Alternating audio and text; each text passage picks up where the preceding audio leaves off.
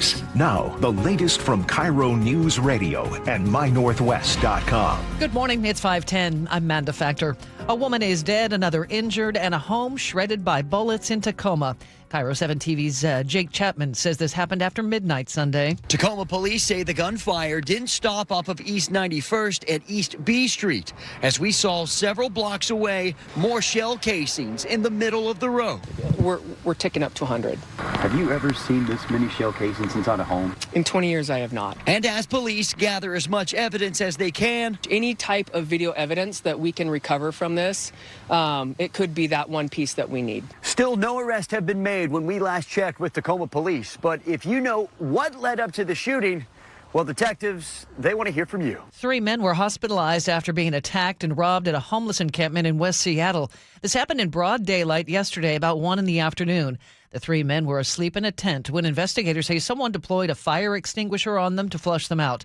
Then multiple people attacked them with crowbars and ordered them to turn out their pockets. 1 man managed to get away. He's now in stable condition. The other 2 beaten unconscious. They were in critical condition as of last check. The suspects managed to get away. Police have not released a description. Today's the day Governor Bob Ferguson is expected to sign the so-called Millionaires tax. A controversial bill taxes income over $1 million at a rate of 9.9%. It's supported by some groups that say it's time for an income tax to fund things like schools and give small businesses tax breaks. Many point out it conflicts with the existing law, and it will take a lengthy legal battle to overturn court precedent that has ruled it's also against the state constitution. It was one of the biggest protests Seattle has seen in years. Tens of thousands flooded Pine Street Saturday for the No Kings March, part of demonstrations happening across the country. Attorney General Nick Brown spoke at Cal Anderson Park, telling the crowd this looked like history being made.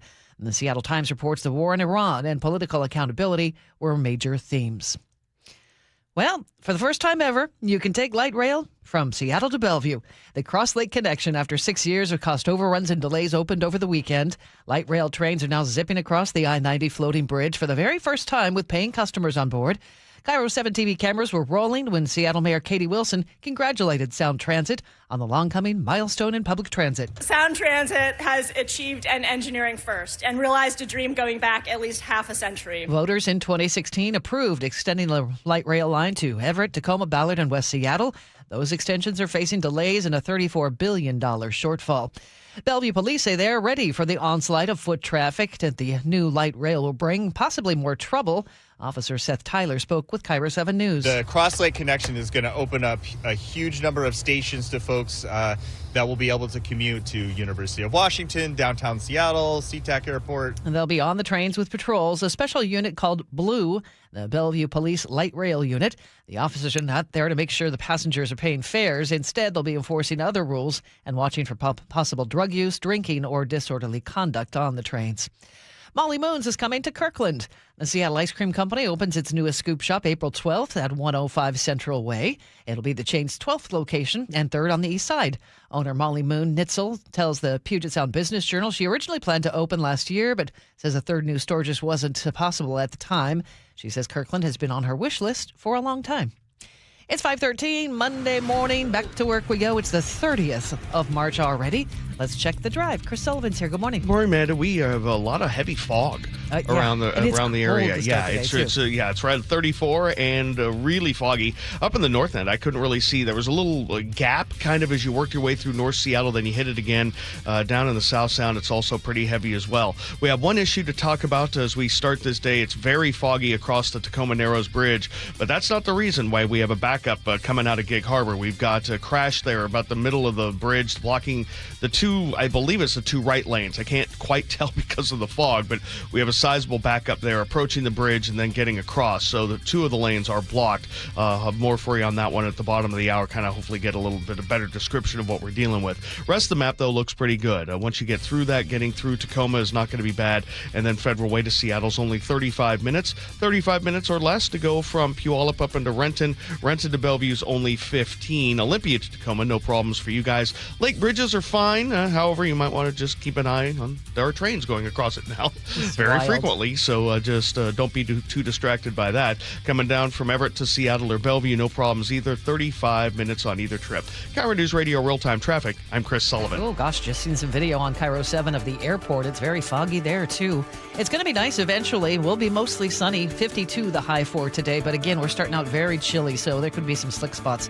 For tomorrow, mostly cloudy, but the rain will hold off. It looks like until Wednesday. We'll see quite a bit of rain on Wednesday with a high only of 49. Right now in Seattle, it is foggy, cloudy, and 34. Coming up, consumer man Herb Weisbaum swings by to talk about how consumer issues have changed during his 45-year career. You're listening to KIRO News Radio.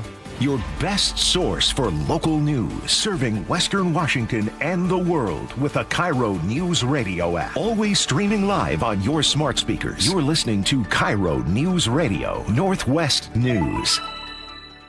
Local news from local voices you trust. Flights out of Joint Base Lewis McChord. KIRO News Radio. Questions about whether the Pentagon is deploying special forces to the Middle East. The news you depend on. Gas prices up 25 cents in the last week. Conversation. Then all of a sudden, Trump comes out, hey, we're having productive talks. And your Super Bowl champion Seahawks. Touchdown, Seahawks!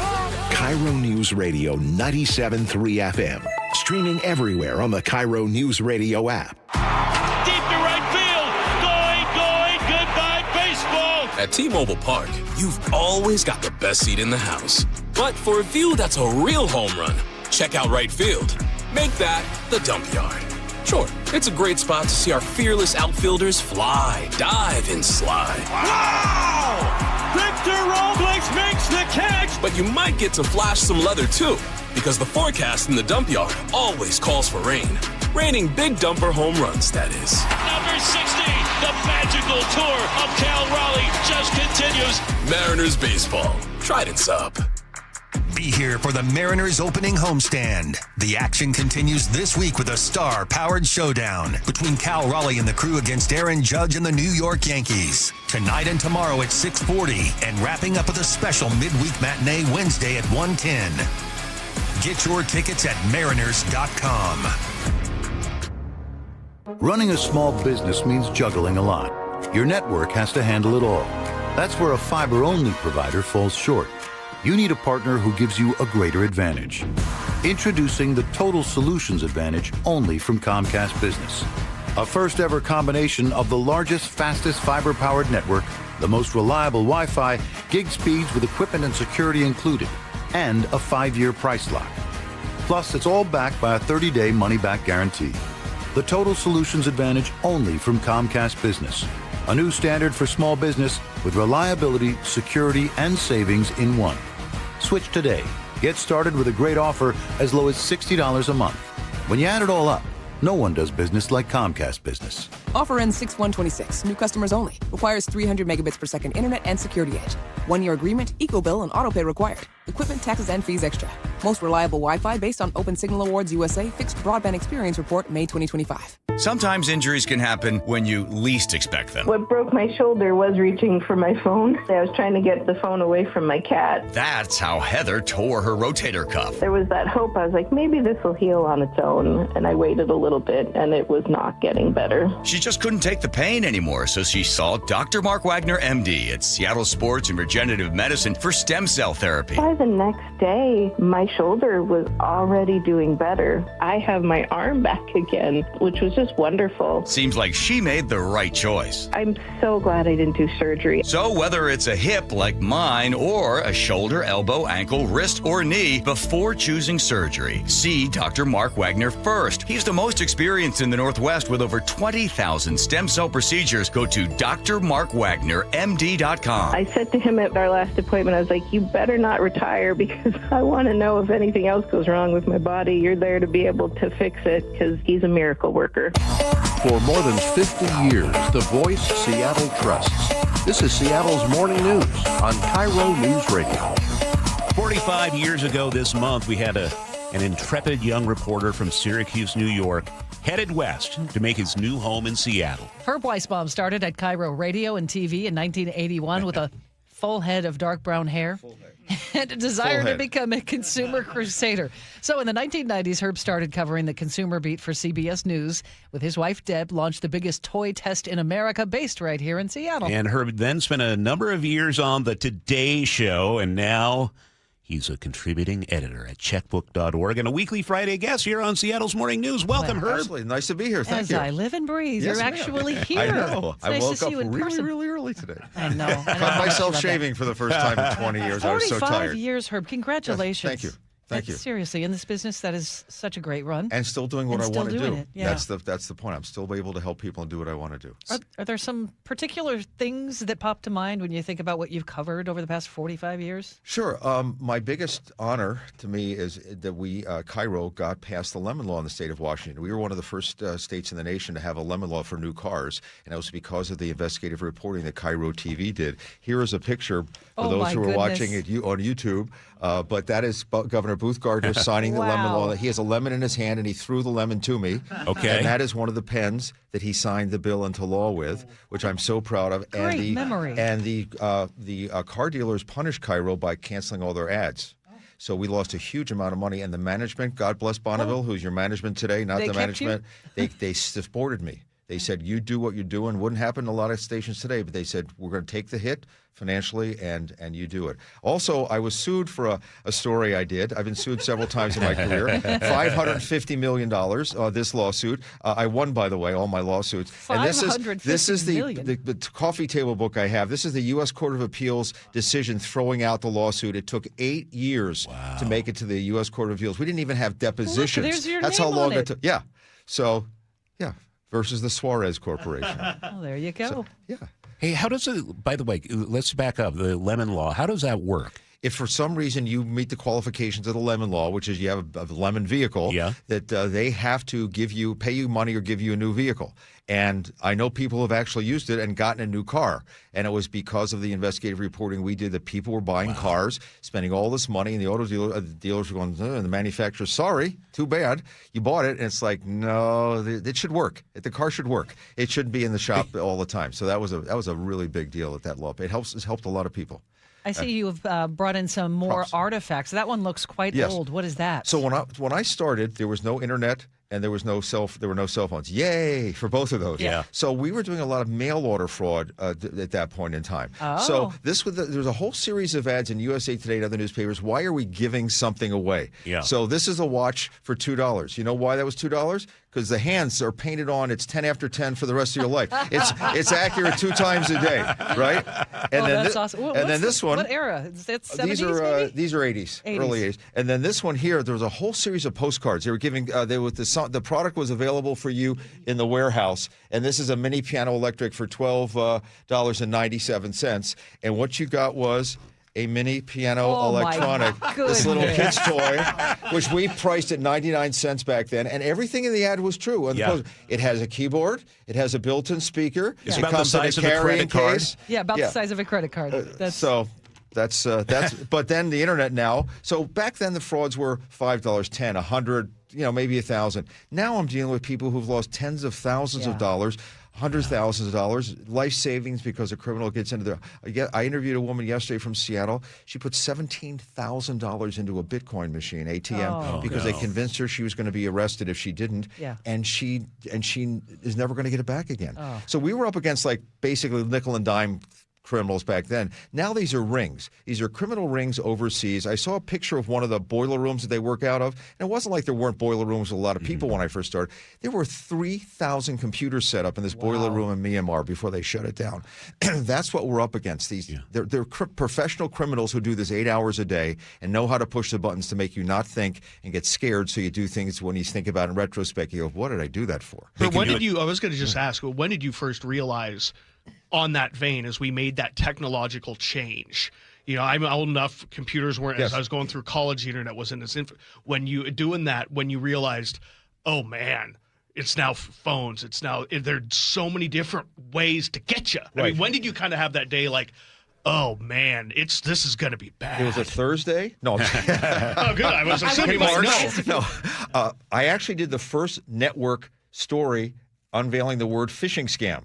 And I did it for the Today Show, and they actually, it was so new, they made me put the graphics, put the word on the screen, so people would know it's PHISHING. And I still have the producer notes from the Today Show, and I was with Matt Lauer at the time, and it said, must have a laptop computer in his hand that is connected to the internet. That was like a big deal. Yeah. Like, wow, we're live on network TV with a laptop that's connected to the internet. That's consumer man Herb Weisbaum. It's now 5:24. We're going to see a lot of fog around this morning, but eventually mostly sunny, 52 today. Right now in Seattle, we have foggy conditions. It's cloudy and 34. Coming up, NASA begins the final countdown for the first crewed moon mission in more than 50 years. That's just ahead here on Seattle's Morning News. Why'd I go to the doctor? Working on the farm, my heart kept skipping a beat. I didn't think much of it, but my daughters made me get checked out. Turns out I have atrial fibrillation, which increases the risk of stroke about 5 times. Symptoms like irregular heartbeat, heart racing, chest pain, shortness of breath, fatigue, or lightheadedness can come and go. But if it's AFib, the risk of stroke remains. If you have symptoms, contact a doctor. I'm so glad I did. Visit notimetowait.com. Sponsored by Bristol-Myers Squibb and Pfizer. Finding great candidates to hire can be like, well, trying to find a needle in a haystack, but not with ZipRecruiter. Its powerful technology actively finds and invites qualified candidates to apply to your job. So while other companies might deliver a lot of hay, ZipRecruiter finds you the needle in the haystack. See why 4 out of 5 employers who post a job on ZipRecruiter get a quality candidate within the first day. Try ZipRecruiter for free at ZipRecruiter.com/free. That's ZipRecruiter.com/free. ZipRecruiter. Our first Mark Challenge victory is Aaron McCoy from McCoy Home Solutions, yet another small business owner that took the first Mark Insurance Challenge. Aaron, what was the initiative to make that call? I've got something worth preserving for the sake of the people that I serve and my family. So it's important to me. What did you learn through the process? The experience with First Mark has been highly professional, informative individuals that have helped me from personal to professional insurance, life insurance, policies, coverage, cyberspace, things that I was afraid to approach were pretty easily approachable. How would you say their customer service has been, Aaron? Absolutely 10 out of 10. I just couldn't say anything higher about First Mark. They've executed very well on as many levels as I could rate them. So if you're a small business owner that wants to take the stress of insurance off your plate, do what Aaron McCoy did for McCoy Home Solutions. Make the call to First Mark Insurance. They're your teammate that goes to work for you. FirstMarkInsurance.com. Doctors King and Kopstein from K2 Vision. If you're over 50 and you've been diagnosed with a cataract, or your vision is changing as you're developing an early cataract, you could be a perfect candidate for K2 Vision RLE. It's inevitable. At some point, typically in your 60s or 70s, you'll have a dysfunctional lens that eventually becomes a cataract. To restore your vision, you will someday need a procedure such as refractive lens exchange. The question is, are you done with glasses? Do you want to spend your good, active years hassling with changing prescriptions and needing readers? K2 Vision RLE can give you great vision now, permanently, and you'll never develop that cataract. The procedure is quick and painless, and our state-of-the-art custom lens technologies give highly predictable outcomes. K2 Vision doctors have performed over 150,000 procedures. They know when it's your right time for RLE. Schedule your free Zoom consult today at K2VisionRLE.com. K2 Vision RLE. No readers, glasses, contacts, or cataracts. Download the KIRO Newsradio app, where you can watch us live or stream us live anywhere, anytime. How would this initiative, whatever this initiative is, how would he fund it? Stay connected everywhere. Download the KIRO Newsradio app. We all hear the radio ads about the IRS. They tell you to be afraid, to be scared, and they try to frighten you into calling. I'm not here to do that. Tax Relief Advocates is different. TRA is here to tell you that if you owe money to the IRS, whether it's $5,000, $50,000, or $500,000, we have a solution. It doesn't matter if you're sitting in your car, at work, or with your kids. No matter where you are, call now. 800-518-3899. Don't lose hope. TRA can eliminate or reduce what you owe to the IRS. Generous programs are now available that can give you a fresh start. Our passion is taxes and helping individuals fix their IRS problems. We have over 1,000 5-star reviews on Google and an A+ with the Better Business Bureau. You don't need to be afraid of the IRS any longer. End your tax nightmare today by visiting us online at TRA.com or call 800-518-3899. That's 800-518-3899. Tax Relief Advocates. Real solutions for real people. Hi, I'm Chad Cicchini, owner of Heritage Homecraft. We'll custom build you all new cabinet doors and drawer fronts, and using our exclusive 1/4-inch solid wood refacing process, transform your existing cabinets into a beautiful new kitchen. For a limited time, we'll pay the sales tax. That's right, we'll discount all new orders the cost of the sales tax on the project. Call today and let one of our pros come out and show you how easy and comfortable it'll be to get going on your new kitchen. Heritage Homecraft, 425-485-1600, 425-485-1600, or heritagehomecraft.com. Grainger offers the professional-grade products you need, delivered when and where you need them. Call, click Grainger.com, or just stop by. Grainger. KIRO Newsradio 97.3 FM Northwest News. Now, the latest from KIRO Newsradio and mynorthwest.com. Good morning. It is 5:30. I'm Manda Factor. 3 men hospitalized after a robbery at a homeless encampment in West Seattle yesterday. We get the details from KIRO News Radio's Jillian Raftery. It happened in the middle of the day at Rotary View Park near the West Seattle Golf Course. Police say the victims were sleeping in a tent when someone set off a fire extinguisher that flushed them outside and into a group of people who used crowbars and wrenches to beat them until they passed out. One man was able to get away and said the attackers went through the other's pockets. A police dog tracked the suspects to a nearby encampment, but they didn't actually find anyone there. No other information about those suspects has been released. Jillian Raftery for KIRO News Radio. A shooting in Tacoma left one woman dead and another hurt. This happened about 12:35 yesterday morning in the 100 block of East 91st Street. Tacoma police posted on X that one woman died right there at the scene. The other woman is in the hospital with injuries that are not life-threatening. Police do call this a homicide. So far, no one is in custody. Average gas prices in Washington went down about 3 cents since Friday. We're now at $5.27 for a gallon, according to Gas Buddy. National average is $3.95. That's big news since we've seen at least a few cents jump almost every day since the U.S. and Israel went to war with Iran. This may just be a temporary reprieve, though, as indirect peace talks have led to a small number of oil tankers allowed to transit through the embattled Strait of Hormuz. A controversial new housing law is on the books in Washington. Governor Bob Ferguson signed House Bill 2266 Friday. House Bill 2266 ensures that step housing can be built more quickly and predictably all across Washington state. It requires cities to allow permanent supportive housing in any residential zone. These are subsidized housing facilities where residents are allowed to use drugs, have no time limits on their stay, and are not required to seek treatment. The law bars local governments from blocking the projects or adding stricter operating rules. Critics point to rising police calls and neighborhood crime around existing facilities. Supporters say it's about keeping vulnerable people off the streets, even if they are not ready for rehab. Tens of thousands of people marched through downtown Seattle Saturday as part of the nationwide No Kings protests. The crowd moved down Pine Street after rallying at Cal Anderson Park. Attorney General Nick Brown fired up the crowd early on, saying it looked like history was being made. The war in Iran was also on people's minds, according to the Seattle Times. Michael McPherson with Veterans for Peace, told the crowd he's tired of war. Well, a public transit project years in the making became reality over the weekend when light rail trains started rolling over the I-90 floating bridge. Called the Cross Lake Connection, trains started boarding passengers after a ribbon cutting at Sam Smith Park Saturday. KIRO 7 News spoke to a few potential passengers, like Zach Shoemaker, who says he's excited to take the new 2-line across the lake. You can take it to the airport, you can take it to Bellevue, and get to a Mariners game and everything in between. Voters in 2016 approved extending the rail line to Everett, Tacoma, Ballard, and West Seattle. Those extensions are facing delays, though, and a $34 billion shortfall. 3 big-name restaurants are headed to Northgate Station. Shake Shack, Joe and the Juice, and Mendocino Farms, all set to open there next year. They'll be on the ground floor of a new 234-unit luxury apartment building at 105th and 5th Avenue Northeast. The old mall first opened back in 1950.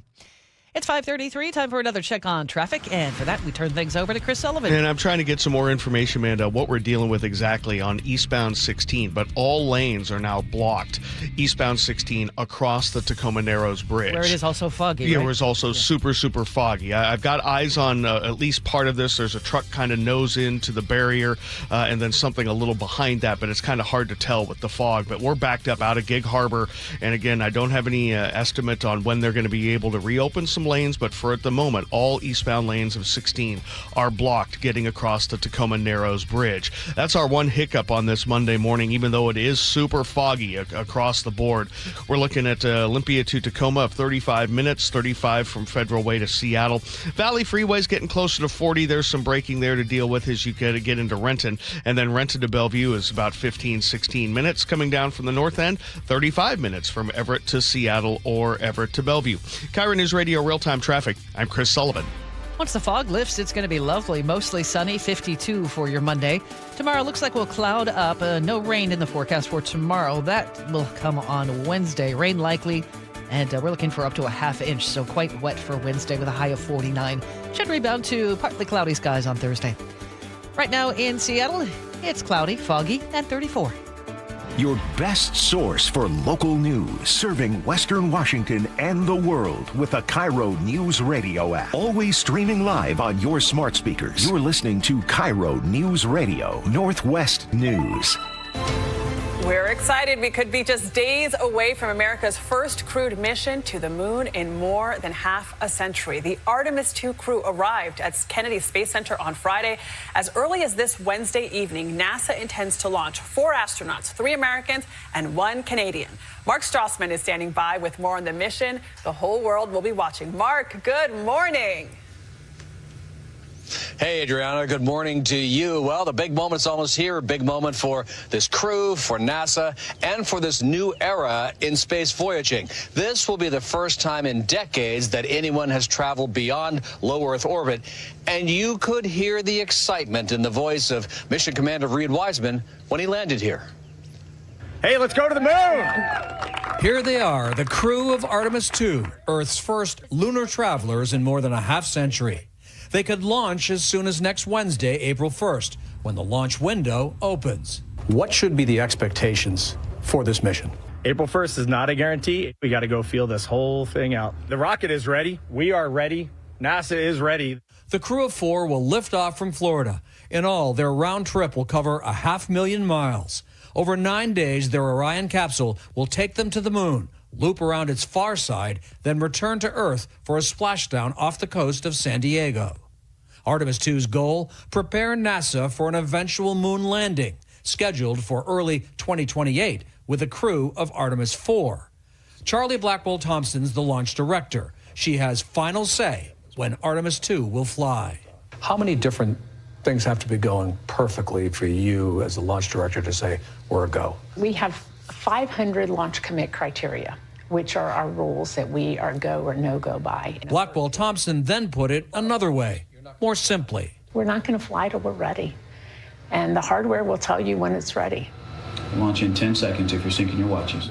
NASA selected this crew nearly 3 years ago. They've trained for this mission ever since. This critical test flight will shape NASA's future lunar timetable. It's also the first time people have ever flown on the SLS rocket or in the Orion capsule on top. The ultimate learning is going to be the mission. And so that's one of the things I'm looking forward to, is coming back and talking about how much we've learned as we fly. So as we've been saying, the launch window opens on April 1st. It closes on April 6th. If for some reason they can't fly during those 6 days, then the new launch window would slide to early May. Kelly? 500 launch criteria. That was something I took away from that. I'm like, okay, it was a lot to make sure that they go. Strong aviator game from the astronauts. Oh, yeah. And that music and everything. We're excited. Be a good week. All right, Mark Strassman at the Kennedy Space Center. Thank you. It's now 5:38.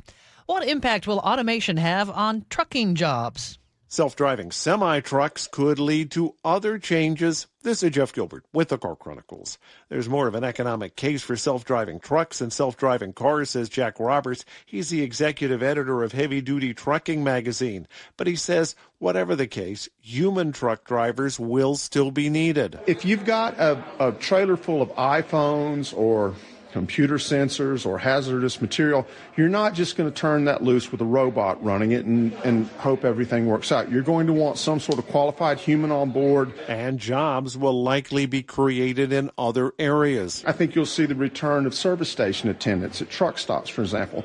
People are going to have to check the loads. They're going to have to check the sensors. The truck can't fuel itself. The truck can't check its oil. Roberts sees a future with fewer but highly trained, highly motivated truck drivers, as well as more basic jobs at the service centers. With the Car Chronicles, I'm Jeff Gilbert, CBS News. A former host of several Como TV talk shows and member of the folk music quartet Brothers Four has died. Dick Foley was a pioneering Grammy-nominated member of the Brothers Four, a folk music quartet formed in the late 50s with 3 other UW fraternity members.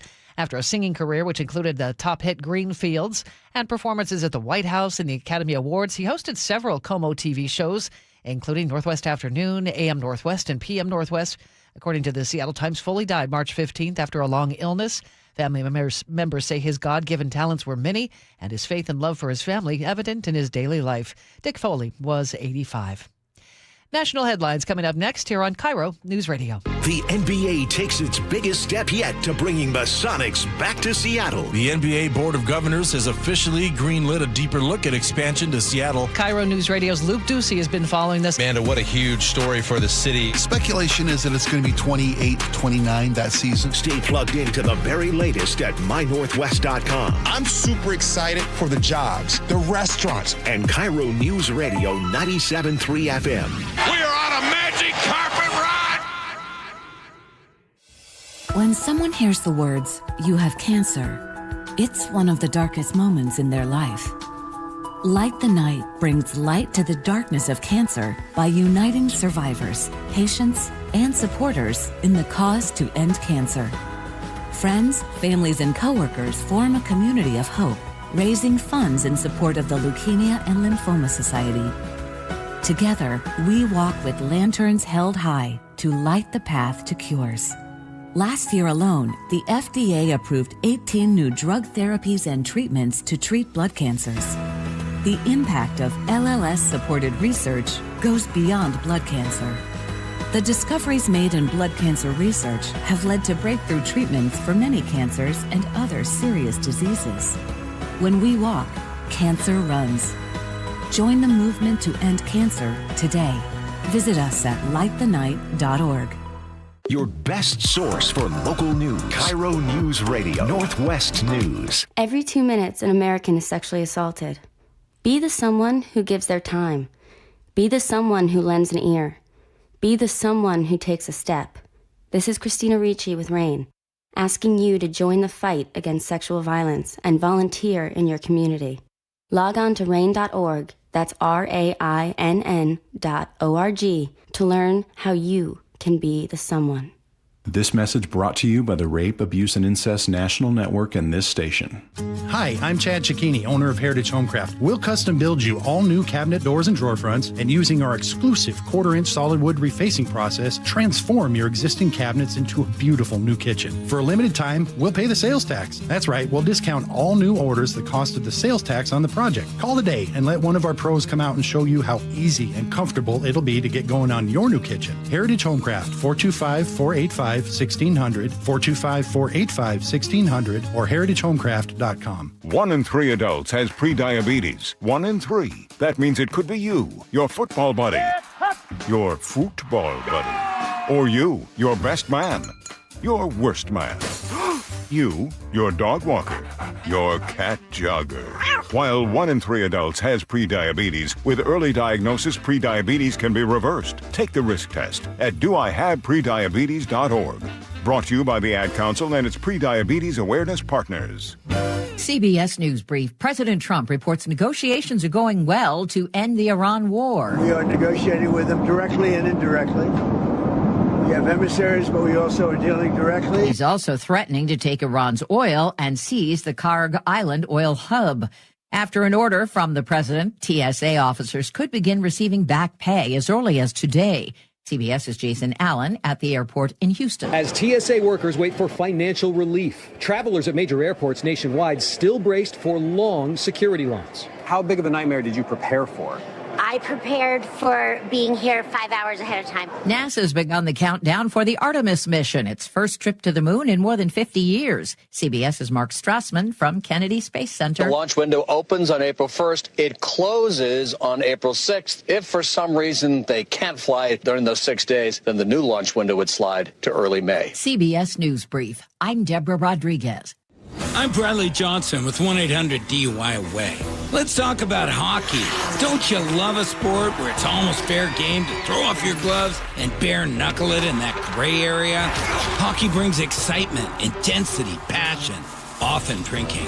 It's like a party with a puck.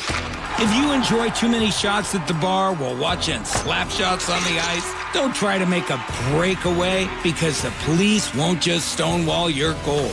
They're much more likely to throw you in that penalty box. And it won't be just a few minutes to think about what you did. Go ahead, enjoy cracking one open. Just don't overdo it. Call 1-800-DUI-AWAY or go to 1-800-DUI-AWAY.com for your free private consultation. Hockey is one of the only sports where you can wrap around the goal and there's no out of bounds. But the roadway is a different story. Call 1-800-DUI-AWAY. 1-800-DUI-AWAY! You didn't work hard to watch your retirement unravel. You saved, you sacrificed, you built something meaningful for yourself and for your family. Hi, I'm elder law attorney Rajiv Nagaich. I've seen what happens when unexpected health events collide with traditional retirement plans. Savings that took decades to build drains away faster than anyone expected. At LifePoint Law, we help you build a life plan to help you protect your assets and way of life. If you are retired or thinking about retiring, now is the time to double-check your retirement plan. Retirement doesn't have to feel like a gamble. With straightforward planning and clear answers, LifePoint Law replaces fear with clarity, but only if you start now. Attend the next seminar this Saturday in Bothell, April 7th in Bremerton, the 9th in Olympia, or the 11th in Federal Way. Seats are limited. Sign up now at lifepointlaw.com. Visit lifepointlaw.com. Hear it live, stream it online, watch the show, or catch the podcast anytime. Seattle's Morning News, wherever you are. On Monday mornings, we check in with Jill Schlesinger from CBS News and her blog, JillOnMoney.com. Jill, it sure is feeling like this might be a wild and woolly week on Wall Street. What are you watching for? It is going to be obviously a week that is dominated by the headlines from the war. Yeah. And I think that I just want to reiterate to everyone, I know we've talked about this about a million times, but it is very difficult to react to those headlines in real time. So I would very much encourage people to take a breath, not do anything. You're going to feel anxiety when you see ups and you see downs. You're going to feel like one day it's over, one day it's not. It's okay. But what I hope you're not doing is messing around with your retirement account because of that. So that's number one. Number two, we're going to get a jobs report out on Friday. And the interesting thing about that report in and of itself, which is always interesting, is that the stock market and financial markets in the U.S. and mostly around the world will be closed for Good Friday. So whatever the reaction is, you'll have to wait till Monday for that reaction when it comes to the markets. Are you surprised by how reactive the market is to basically every post on Truth Social? Is this unusual to have someone so reactive to the president? Well, I mean, it's just that everything is on steroids. So, of course, in the past, if the president would say something, markets would react to it. Same thing with the Federal Reserve officials out there. It would always be there would always be a reaction. It's just that so much of the communication is coming at us rapid fire, and that makes it much more difficult to absorb. And now we have the ability to look at our accounts, watch things, trade things minute by minute. You know, old days, when you think about, like, even go back to the first Iraq war, think about invading Afghanistan and Iraq in the earlier this century. Information was flowing at a much slower pace. And if you wanted to react to that information in real time, you would get charged a lot of money. So you wouldn't necessarily start making a big trade in an account. So much has changed so that this information flow has increased and the ability to act on that information has also changed. And, you know, in some respects, I kind of think back to those old days, and it was probably better for long-term investors, not so much about the information, but the ability to act on that information. Sometimes I wish that it would be a little bit harder to make a trade based on minute-to-minute conversations that are going on in D.C. Jill, I am looking at your JillOnMoney.com blog today, and it's almost as if you wrote this for me, because I have a daughter who's a high school senior, and guess what? We're getting ready for the next step, going to college, and the blog is about how to pay for college. So what are some of your tips here? I'll be listening closely. Well, I'll ask about your daughter. Has she narrowed in her focus on one or two or a few schools, or are there a bunch of schools you're going to be hearing from? There are a bunch of schools. I think fortunately, she's got a pretty good head on her shoulders. She's been admitted to a bunch of, state universities, but she's also thinking we might want to save a little money and do the first 2 years as community college and then go to a state university. And oh gosh, I love her, with a real nod towards a parent in a declining industry. So thank you for that. Your daughter is wonderful. So listen, I think that when we talk about college, and I think the first question is it really worth getting a college education, which is something I think a lot of people are asking themselves, given the costs, $30,000 for in-state and, up to $65,000 or $70,000 if you're going to a private university. The answer is it's worth it, but there's an asterisk, meaning that college graduates do earn more over their careers. They definitely do. And they tend to save more. And the difference between, say, a college-educated person 20 years into their career and a high school-educated person is vast. So the early gap is let's say $60,000 for a college grad if you're in your 20s, $40,000 for a high school grad. But that gap starts to get wider as their career advances. But you know what?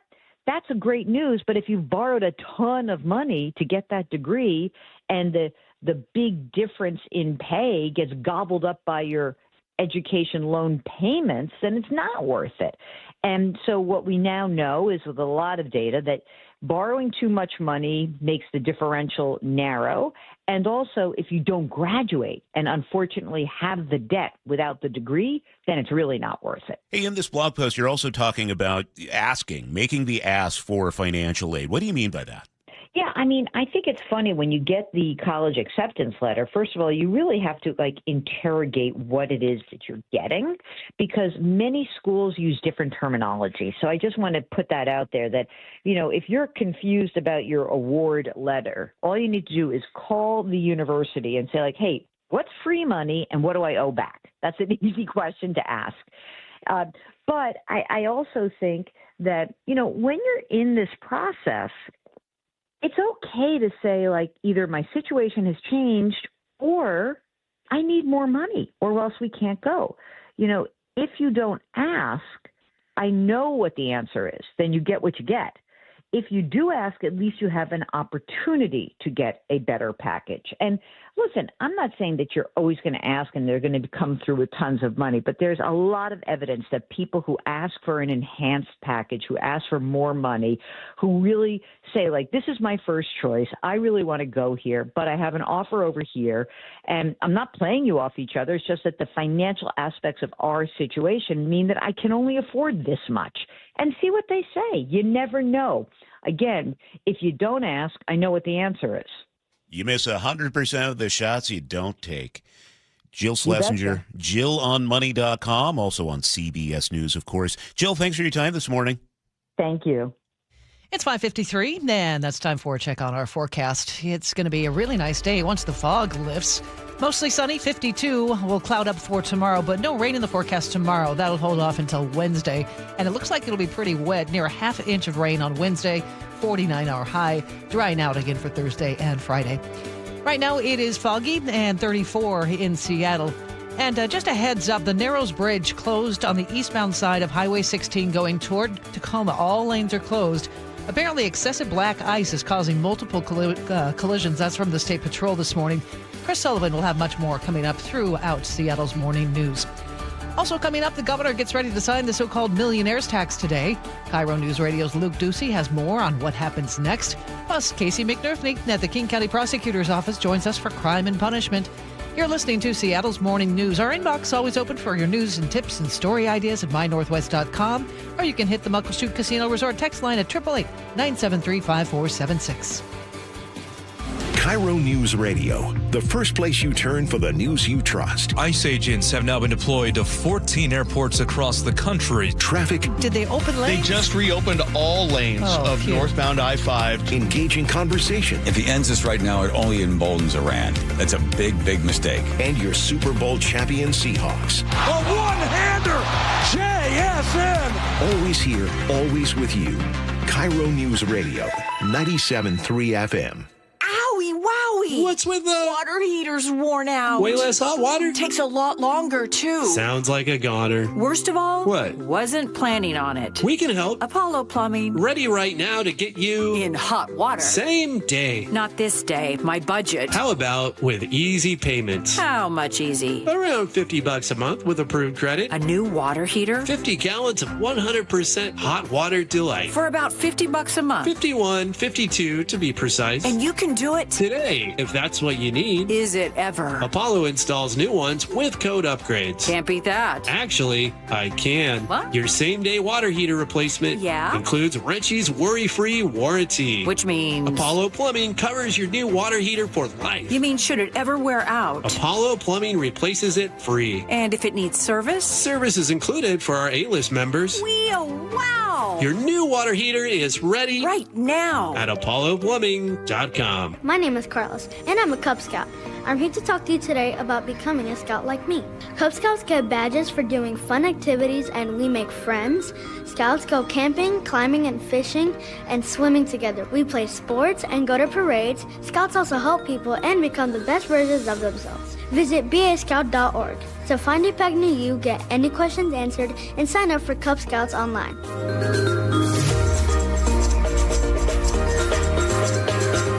Well, this week's First Mark Challenge victory goes to Roger. Roger, why did you call First Mark Insurance? Over the last several years, my homeowner's insurance policies just kept on going up and up and up. For years, it was $1,100. Last year, it was $2,500. And this year, $5,000. That's what got me to call First Mark Insurance. Were they able to save you any money? Absolutely. Within a couple of days, came up with a proposal that blew my socks off. It was an amazing amount of reduction in cost. Did they improve your coverage while saving you all that money? They did both. The coverage is better and the cost is substantially less. It's half as much as I was paying last year. We'll recommend First Mark to anyone who is looking to get better coverage at less cost. Well, Roger did it, my family did it, and you got to do it, and it's totally free. Take the First Mark Challenge and see how much they can save you and how much better your coverage will get. Maybe you will be our next First Mark Challenge victory. Just go to firstmarkinsurance.com. First Mark Insurance. They work for you. Are you in pain? Have you considered surgery or even joint replacement?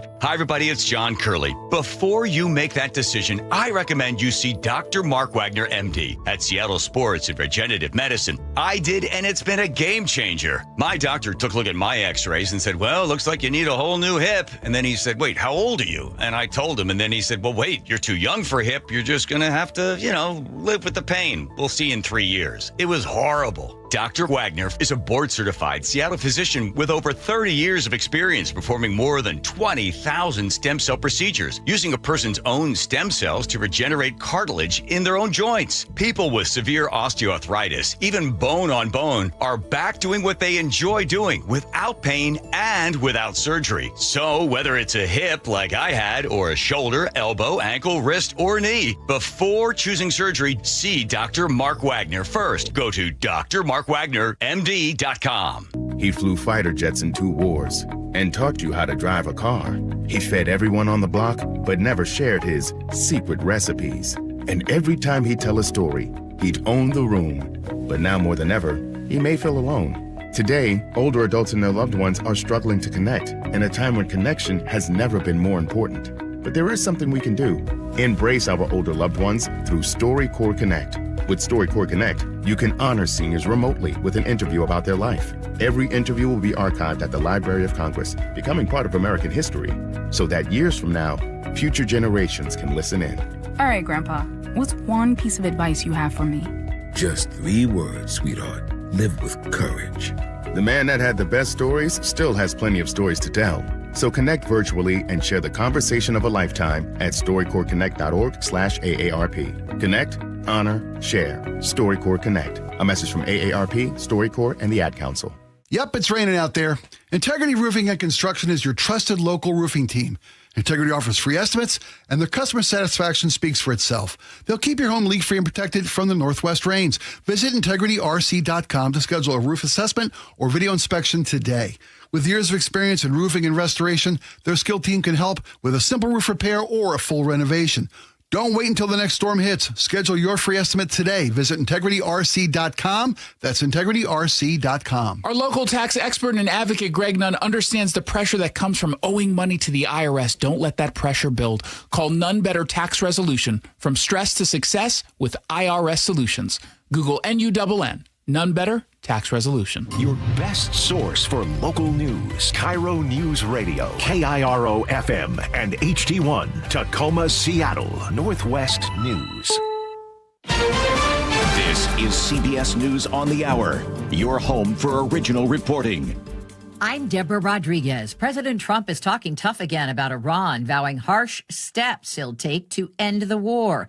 This morning on social media, he threatened to obliterate a key oil terminal, Karg Island, and target desalination plants if Tehran doesn't agree to a peace plan and open the Strait of Hormuz immediately. CBS's Torian Small. Potential invasion of Karg Island would see indefinite investment of U.S. troops, military engagement on the island, which runs pretty much antithetical to what his campaign promise in 2024 was no prolonged wars, forever wars. 2,500 U.S. Marines arrived in the region over the weekend. Lines still long at U.S. airports, but there is new hope. They'll thin out soon. TSA officers could begin receiving back pay as soon as today after an executive order from President Trump. Correspondent Jason Allen at the airport in Houston. The wait here is about 30 minutes to an hour or so, depending on where they are. They have been moving people from one terminal to another, whichever line is shorter. That is a lot better than it has been at times over the past week. The president ordered DHS to fund TSA pay after House Republicans rejected a Senate deal last Friday and left for vacation. Russia says one of its oil tankers reached port in Cuba this morning after President Trump said he had no problem with breaking a U.S. blockade that's led to island-wide power outages. The president predicts it won't be long until the Cuban government falls. Within a short period of time, it's going to fail, and we will be there to help it out. We'll be there to help our great Cuban Americans out. Cuban doctors tell the New York Times patients on ventilators have been dying because of the blockade. For the first time since 1972, NASA's begun a countdown to send astronauts to the moon. Correspondent Mark Strassman's at Kennedy Space Center. One more sign we're getting close to liftoff here. NASA's official countdown clock begins ticking later this afternoon. And right now, everything is looking good for a Wednesday evening lunch. Israel's top Catholic cleric will be allowed to proceed with Easter week observances in Jerusalem. CBS's Vicki Barker. When Cardinal Pier Battista Pizzaballa, the Latin Patriarch of Jerusalem, was barred from entering the Church of the Holy Sepulchre to celebrate Palm Sunday Mass yesterday, several Western nations objected, and Cardinal Pizzaballa himself said it was the first time in centuries such a thing had happened. Now, Israeli Prime Minister Benjamin Netanyahu has confirmed the Patriarch will have full access to the church during this, the holiest week in the Christian calendar. Dow futures are up 348. This is CBS News. Join Adriana Diaz and Kelly O'Grady for the perfect start to your weekend. Ease into your Saturday with CBS Saturday Morning on CBS and streaming on Paramount Plus. 6:03 Monday morning. Let's check in with Chris Sullivan at the traffic desk. I know it's already April, almost. Almost. But we're dealing with ice. This morning on the roads. We have very icy conditions to go with the fog, and in fact the icing conditions has closed 2 roads this morning. Eastbound 16 is closed across the Tacoma Narrows Bridge because of multiple spinouts there, and the WashDOT has closed it so they can get some de-icer out there and try to clean up these crashes. But you're backed up all the way out of Gig Harbor. No estimate yet on when they're going to get that open. A little bit further to the north, several spots on Highway 3 getting into and through the Bremerton area are also closing the highway there because of multiple spinouts and ice. So watch your conditions and your speed in and around the area. Right now, it seems to be the icy conditions kind of in Kitsap, but overall, we're getting there. Looking at the rest of the map, we have about a Federal Way to Seattle drive of about 40 minutes, and then Puyallup to Renton, also about 40. Renton to Bellevue is about 15 to 18 minutes. Definitely starting to see some brake lights now on southbound I-5 around Northgate. Give yourself 40 minutes from Everett to Seattle or Everett to Bellevue. This report brought to you by Global Credit Union, where members enjoy no-fee accounts and early payday with direct deposit. You can learn more at globalcu.org. Now, the latest from KIRO Newsradio and mynorthwest.com. Live from East Lake Avenue. You're listening to Charlie Harger and Manda Factor, Seattle's morning news. Good morning at 6:04. Governor Ferguson is expected to sign the income tax on millionaires today. Supporters say it will help fund schools and provide relief for small businesses. Critics warn it likely violates state law and could trigger a lengthy legal battle over Washington's Constitution. KIRO News Radio's Luke Ducey is here with more. Says what we're going to do this morning is break this down, this tax for you this morning from a lot of different angles. So today's bill signing is scheduled for 10 a.m. in Olympia today. It will tax anyone's income over $1 million at a rate of 9.9%, and it's going to take effect January 1st, 2028, so almost 2 years from now. Here is the sponsor of the bill, Democrat Senator Jamie Peterson. This is a way of changing our direction so that our tax system is adequate to the needs that we face in the 21st century. The tax is supposed to create around $3.5 billion every year starting in 2029. That's revenue for the state. It also dips into the rainy day fund. It's a progressive tax that Andrew Villeneuve with the Northwest Progressive Institute told you all right here on Seattle's Morning News is designed to pay for growing expenses like schools, healthcare, small businesses, and much, much more. The only way to fix that is to require the wealthy to pay what they owe. Most Republicans, like Senator Chris Gildon, voted against this bill, of course. If this bill passes today, future legislatures can easily come back and change the threshold from $1 million down to $500,000 to $250,000. They can apply it to anyone that they want to. But lawmakers also heard from millionaires like Jay Blumenthal, who made his millions in big tech, who support the tax. They say, yeah, bring it on. Our economic system, including our state's upside-down tax system, works extremely well for the already wealthy. We need tax policy where all rich people are required to pay their fair share. So again, we're counting down to that bill signing scheduled for 10 o'clock this morning. But before then, again, we're going to be tackling this from different angles. Like, what does it mean for bringing the Sonics back to Seattle? How about that one? The upcoming legal fight against the tax. Is this even constitutional? Coming up at the bottom of the hour, we're going to hear much, much more from Republicans on their plans to keep fighting against the income tax on millionaires. Charlie, Amanda? It's 6:07 now here on Seattle's Morning News. A controversial new housing law is on the books in Washington. Governor Ferguson signed House Bill 2266 on Friday. House Bill 2266 ensures that step housing can be built more quickly and predictably all across Washington state. It requires cities to allow permanent supportive housing in any residential zone. These are subsidized housing facilities where residents are allowed to use drugs, have no time limits on their stay, and are not required to seek treatment. The law bars local governments from blocking the projects or adding stricter operating rules. Critics point to rising police calls and neighborhood crime around existing facilities. Supporters say it's about keeping vulnerable people off the streets, even if they aren't ready for rehab. 3 men hospitalized after a robbery at a homeless encampment in West Seattle yesterday. We get more from KIRO News Radio's Jillian Raftery. It happened in the middle of the day at Rotary View Park near the West Seattle Golf Course. Police say the victims were sleeping in a tent when someone set off a fire extinguisher. That flushed them outside and into a group of people who used crowbars and wrenches to beat them until they passed out. One man was able to get away and said the attackers went through the other's pockets. A police dog tracked the suspects to a nearby encampment, but they didn't actually find anyone there. No other information about those suspects has been released. Jillian Raftery for KIRO News Radio.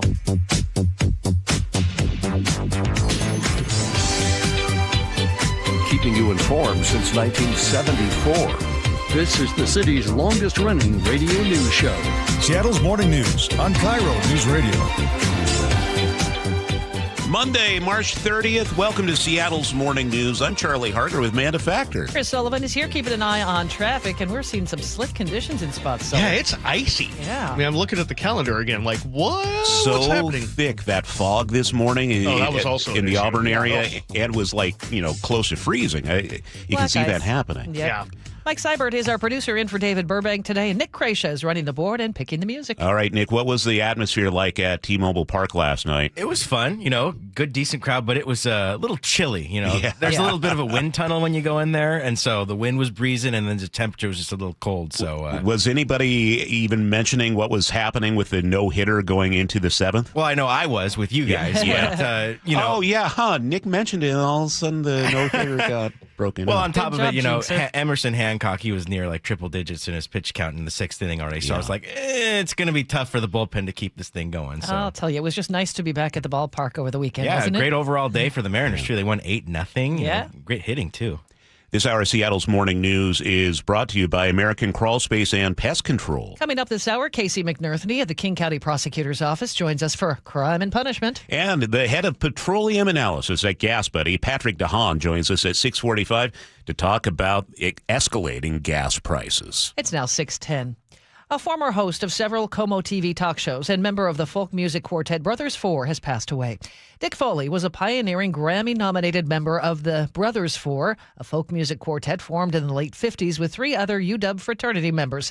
After a singing career, which included the top hit Green Fields and performances at the White House and the Academy Awards, he hosted several Como TV shows, including Northwest Afternoon. I ran into Foley multiple times over the year at the King County Indigent Burial Service. That's where the remains of hundreds of unclaimed bodies are interred at Mount Olivet Cemetery in Renton. Most of them are homeless. Here's part of a piece I did for Como Radio in 2019. I am a poor, wayfaring stranger. Dick Foley of the folk group The Brothers Four is here with his guitar, his voice, and his blessing for the dead. But there's no sickness, toil or danger. If a family member were to ever step forward, Sosek says there is hope. And they're placed very carefully in the crypt so that if somebody came forward 10 years from now, we know exactly where that person is and we can retrieve those cremains for their loved ones. My great reward. Reverend Barker says there's also reason for hope. The good word is to keep hope alive, and to always seek the light in the darkness, and to even light that one candle in the darkest of nights. The light still burns. Amen. 302 people, each of them with a life that mattered, no matter the mistakes and broken hearts along the way. Each of them at one time was a baby, a child, the apple of their parents' eye, the subject of so much hope, meaning, and love. 302 lives gone. But as Sosek and his team want you to know, these 302, they are at rest, finally, together. Dick Foley died March 15th after a long illness. He was 85. He touched a lot of lives around here. He sure do. And he came out there. There was never any fanfare or expectation, and he would perform that song each time, and it was really meaningful. It's now 6:12. Well, we were just talking about the Mariners games. Well, Mariners fans apparently are reselling the souvenir ferry boat snack trays already. What? I know. You've seen them online. I can't even tell you how many people have asked me, how do I get one of those ferries? It's cute. Middle sun deck holds your food while the 2 sides hold small tubs of dip. Well, it's being sold as an $8 upgrade when you buy chicken tenders, those crab nachos we've been talking about, fish and chips. Saw them on eBay, $80 to $200. You know who would do that? Who? Nick Allard. Probably. He's at the ballpark. He's like, oh, yeah, let me try some of them crab nachos. I think he had a ferry. Did I see a picture? Yeah, you posted Nick. on X? I got to hold it. They didn't let me keep it. Oh. Okay. No. So you're not a 200. I know someone that... No. I know someone that did get to keep it, but I was not one of them. But Okay. all they had to do is be like, can I have this? Like, yeah. And that was as simple as that. But they're not worth $70. They're cool, but trust me, if you buy that for $70, it's like you buy something on Temu and you're like, this is going to be great, and it's like just a wrapper. You're not it's not going to be good. Don't do it. Trust me, you will be let down. They're really cool, but you're going to be let down if you spend more than $8. This morning, a lot of fog out there, and it will be cold as well, so there could be some spots where it's a little slick. We've heard of reports, of course, around the Narrows, and I think we have some spots, Chris can probably confirm this for me, around Kitsap County where we're seeing some slick spots.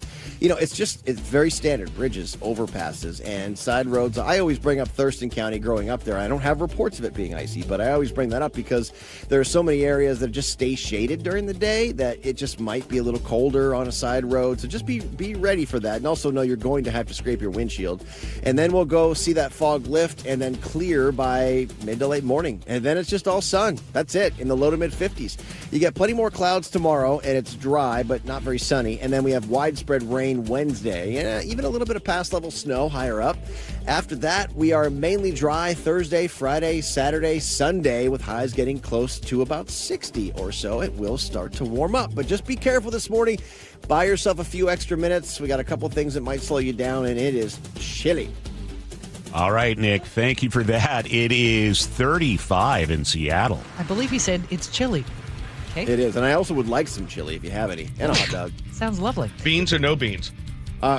Don't insult me with this no bean stuff. Come I know. on. I'm with you. Just starting a controversy on a Monday. 6:14, as Nick mentioned, we are seeing some black ice in spots. Sully, we already have a big issue. Oh, we have a 6-mile backup on eastbound Highway 16, trying to get into and through Gig Harbor down to the Tacoma Narrows Bridge. They shut the bridge down in the eastbound direction after multiple spinouts because of icy conditions, and WashDOT's out there trying to de-ice and clean up some of those crashes so we can get this open. But don't get on eastbound 16 for now. It is just really, really nasty.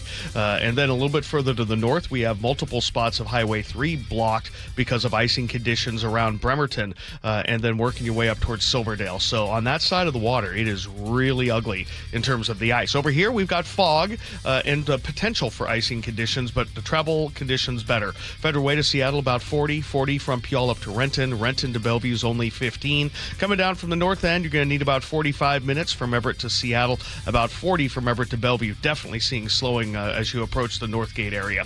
This report brought to you by Heritage Homecraft. It'll transform your kitchen in about a week.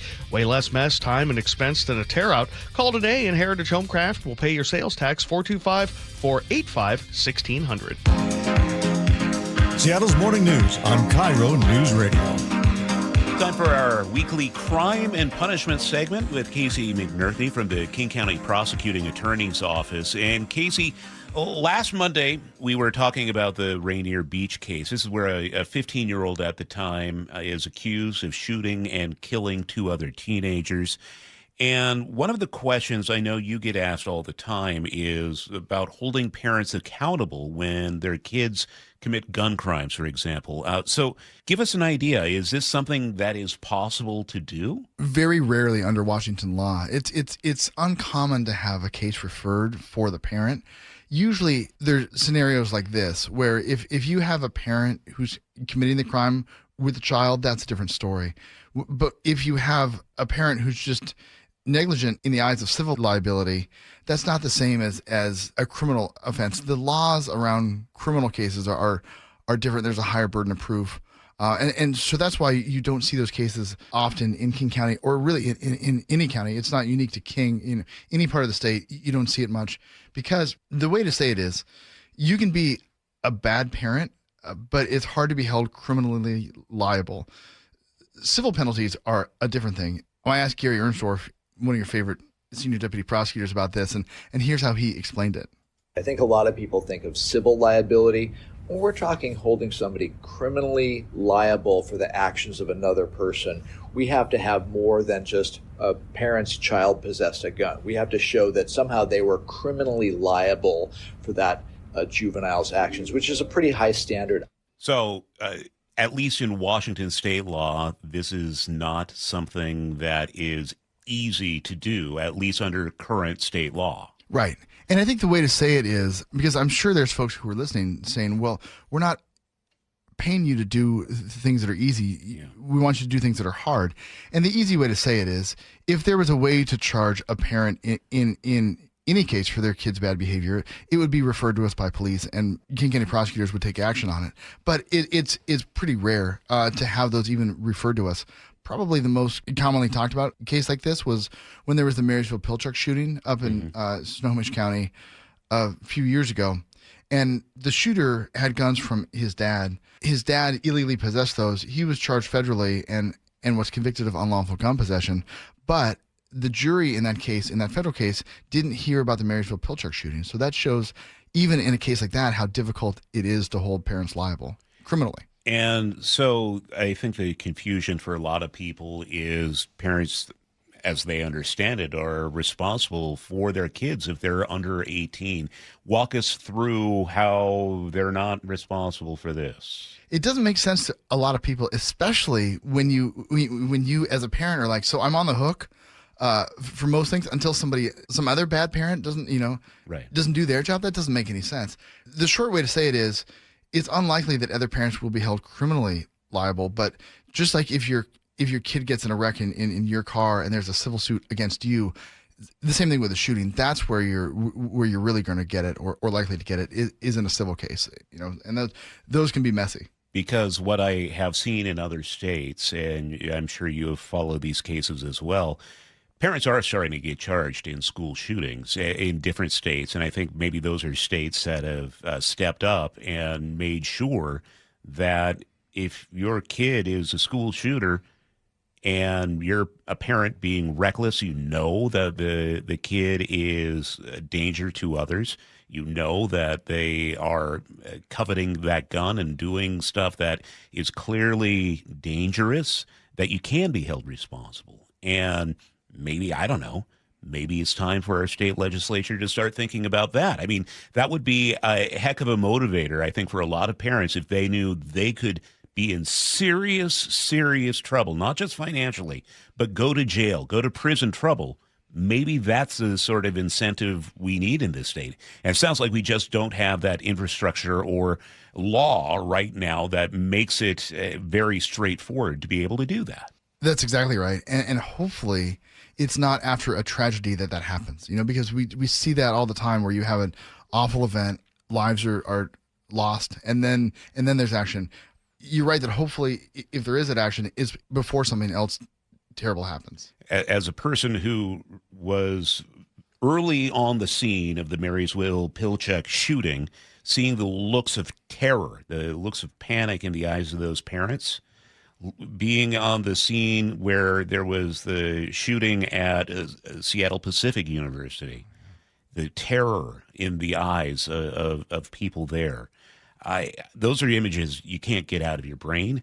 So maybe this is the sort of thing we start talking about in the future legislative sessions, that parents themselves are held responsible. Will it stop any of these cases? I don't know, but clearly whatever we have right now isn't scaring parents enough, and maybe a change could be made. Yeah, those must have been awful things to see. Yeah, they were. And so keep it up. Do all you can, because no parent deserves for something like that to happen. And maybe this is a way for it. I know there's not much you can say as a servant of the government, but that's what I'm thinking right now. Well, either way, when you get kids that use guns, you can expect to see a courtroom, because that's a danger to everybody, including those kids. I get the whole brain science part of it, but you've got to get meaningful rehabilitation that gets them to realize how much of a danger it is to everybody around them. Yeah. Before we let you go, you are also here with an update on protection orders in King County. We're talking domestic violence situations, stuff like that. Yeah, and the numbers of those have been increasing since September of last year. Oh. And if there's got to be somebody right now who's in a situation saying, I'm not sure how to navigate this, or maybe they have a friend or a loved one who wants to know how to navigate it and isn't sure. If you Google King County Protection Order, the top Google result goes to an online portal that's really helpful. Okay. It's actually easier than it ever has been. So if you aren't sure what to do it now while you're thinking about it.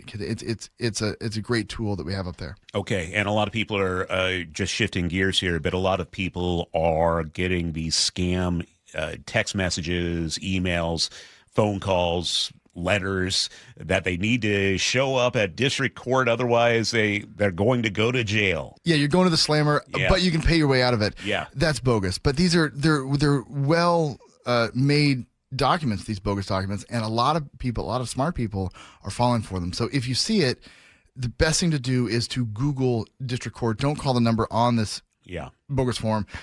Google district court, find out, odds are it's bogus, and then the relief you get when you realize that you're not in trouble, it's pretty good. Just to be clear, you never call people up asking for Bitcoin? No, I don't. No, okay, I don't. No. You never have... Or district court, You never have people pay in gift cards? No, yeah. And if you see, I think it's John Smith or John Anderson, who's the judge's name. It's like... You would think the scammers, for how sophisticated they were on the rest of the document, you would think they would at least have the right name or a more believable name, Casey McNerney with the King County Prosecuting Attorney's Office. We'll see you next week. Sounds good. See you next week. A check on our forecast as you head back to work or school. We're going to see fog in spots this morning. Mostly sunny. 52 for today. Sully has a look at traffic, and boy, weather is impacting the drive, isn't it? Yeah, very icy conditions have closed a couple of different roads this morning. Little positive news for those of you stuck in the 5-mile backup on eastbound 16 getting into and through Gig Harbor. The lanes across the Tacoma Narrow Bridge have now reopened. All eastbound lanes are now open across the bridge. However, it's been very icy there and the multiple spinouts.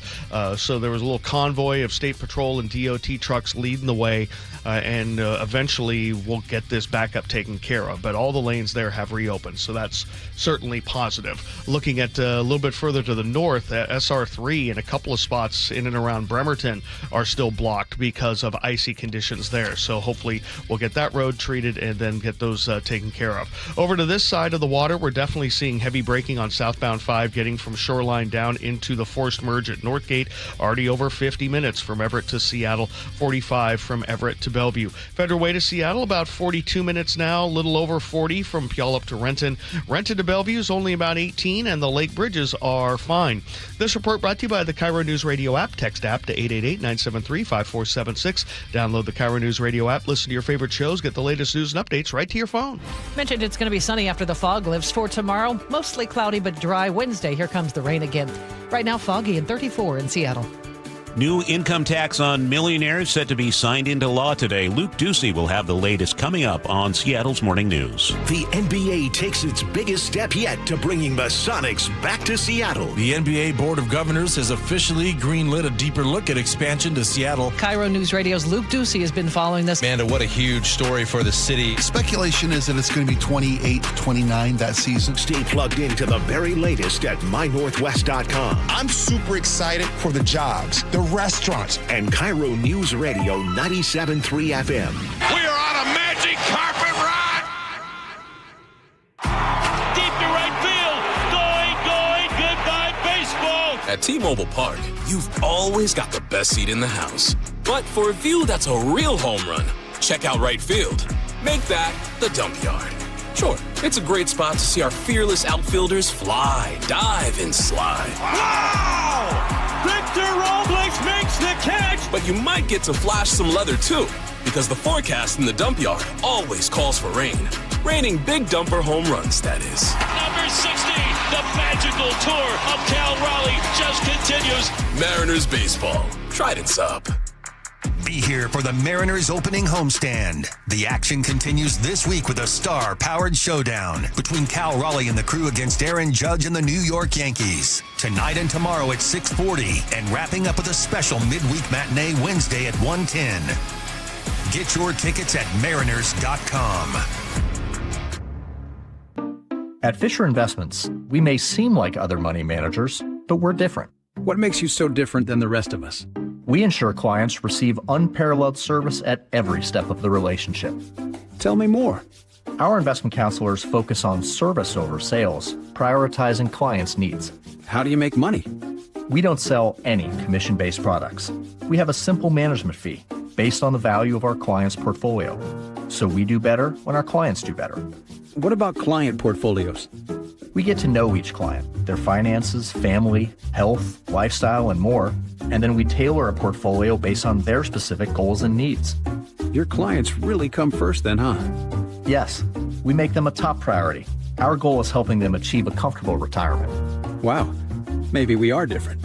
At Fisher Investments, we're clearly different. Learn more at FisherInvestments.com. Investing in securities involves the risk of loss. At Guardian Roofing, Gutters, and Insulation, we know the key to a long-lasting roof is yearly maintenance. Need an inspection, repair, restoration, moss removal, or just a cleanup? You can trust Guardian's licensed, insured, and expertly trained team. We offer free estimates, second opinions, and financing, giving you the peace of mind your home deserves. Call today. Our first-time customers can save $99 on our award-winning roof repair and cleaning service. Visit us at guardianroofing.com. Momentum in business doesn't come from the calendar. It comes from having the right business partners behind you. Are you with the bank that sets you up for success? Well, WaFd Bank has you covered with free business checking, credit cards, lines of credit, and other services to move your business forward. WaFd offers the latest in payment processing and cash flow tools. They'll find the right fit to meet your goals, and if you're applying for an SBA loan, you'll have peace of mind knowing WaFd Bank is an SBA preferred lender. WaFd Bank, built for business. Visit wafdbank.com, member FDIC, equal housing lender, loan subject to credit approval. Non-sufficient funds charges may apply. Aetna was there for me as I was going through a rough medical patch this year. I had peace of mind, which helped with my healing. Those words from a real Aetna Medicare Advantage member speak to why U.S. News & World Report named us a best Medicare Advantage company. Because we show up on calls with members and doctors' offices when requested. We show up with the latest in online tools for easier access to healthcare. We show up for you. Because that's how healthier happens together. Member feedback has been edited for length and clarity. Owie, wowie! What's with the water heater's worn out? Way less hot water? Takes a lot longer, too. Sounds like a goner. Worst of all? What? Wasn't planning on it. We can help. Apollo Plumbing. Ready right now to get you in hot water. Same day. Not this day. My budget. How about with easy payments? How much easy? Around $50 a month with approved credit. A new water heater? 50 gallons of 100% hot water delight. For about $50 a month. 51, 52 to be precise. And you can do it today if that's what you need. Is it ever? Apollo installs new ones with code upgrades. Can't beat that. Actually, I can. What? Your same-day water heater replacement includes Wrenchie's worry-free warranty. Which means? Apollo Plumbing covers your new water heater for life. You mean should it ever wear out? Apollo Plumbing replaces it free. And if it needs service? Service is included for our A-list members. Wow! Your new water heater is ready right now at ApolloPlumbing.com. Washington's lottery gives out a lot of green to winners in schools and retailers awesomely. Nearly 600 mil to people that play. Another 180 mil to vocational training and education from preschool to college. Now you got the knowledge, a win-win for all of us. Play Washington's lottery, lottery, lottery. Play Washington's lottery, lottery. Visit walottery.com. Who benefits to learn more. Now through March 31st, Lake Washington Windows and Doors is paying your sales tax, plus offering easy zero down, zero payments, and zero interest for 12 months. Visit lakewashingtonwindows.com today and save the sales tax. Now, the latest from KIRO Newsradio and MyNorthwest.com. Live from East Lake Avenue. You're listening to Charlie Harger and Manda Factor, Seattle's morning news. Good morning. It is 6:31. A major tax change is officially coming to Washington today. Governor Ferguson will sign the income tax on millionaires this morning. Backers say it boosts education funding, while opponents warn it sets up a long court fight. We get more live now from KIRO News Radio's Luke Ducey. Yeah, today's bill signing is scheduled for 10 a.m. in Olympia. If you didn't know by now, this is a tax on anyone's income over $1 million at a rate of 9.9%. It's going to take effect January 1st, 2028, so almost 2 years from now. Well, the vast majority of Democrat lawmakers voted yes on the bill, as you might imagine, and a lot of organizations around the state, like April Sims with the State Labor Council, says this is going to help workers who are facing layoffs, losing their health care, and who can't afford the high costs of food and rent. It's time for the wealthiest people in the history of this world who call Washington home to pay their fair share. But this half hour, let's concentrate on the other side of the aisle. Here are the arguments against this tax. Mike Sotelo, who represents thousands of minority business owners across the state, says it's unfair to people who have worked hard to create that generational wealth. This could be very damaging to 20% of all small businesses, emerging businesses are minority. You want to help minority business? Don't pass this bill. Many, like Republican Representative Jim Walsh, say the law is also unconstitutional, pointing to and you're going to hear this a lot coming up in the near future, a 1933 Supreme Court ruling which struck down a graduated income tax, saying this new law would face the same fate. Income is property, and property can only be taxed in a uniform manner. Most Republican senators like Chris Gildon voted no on the millionaire's tax, arguing it's also a slippery slope. If this bill passes today, future legislatures can easily come back and change the threshold from $1 million down to $500,000 to $250,000. They can apply it to anyone that they want to. So those are the strong arguments against this tax, which, again, you're going to be hearing this because this is not going away. Even though it becomes a law, there will be a legal battle over this millionaire's tax as well. It's designed to generate around $3.5 billion in revenue every year starting in 2029. Well, coming up at 7, here's what we're going to talk about. A lot of critics say that we're going to see more and more businesses and high earners start leaving the state. We saw that with former Starbucks CEO and founder Howard Schultz. He's moving to Florida now. What is it going to mean for our pro sports teams, the Super Bowl champs? What about a potential return of the Sonics? We'll break that down for you. Thanks, Luke. It's time to check traffic now. We have Sully keeping his eyes on a very busy South Sound. And a very icy South Sound as well, as we are dealing with icing conditions that have closed a couple of different roads, one of them being eastbound 16 across the Tacoma Narrows Bridge. Multiple spinouts there early. They have just reopened the lanes in the last 10 or 15 minutes so that 5-mile backup can work through. But boy, it is bumper to bumper from well before Gig Harbor all the way through as you try to clear out what is basically 4 lanes of bumper-to-bumper traffic that is 5 miles long.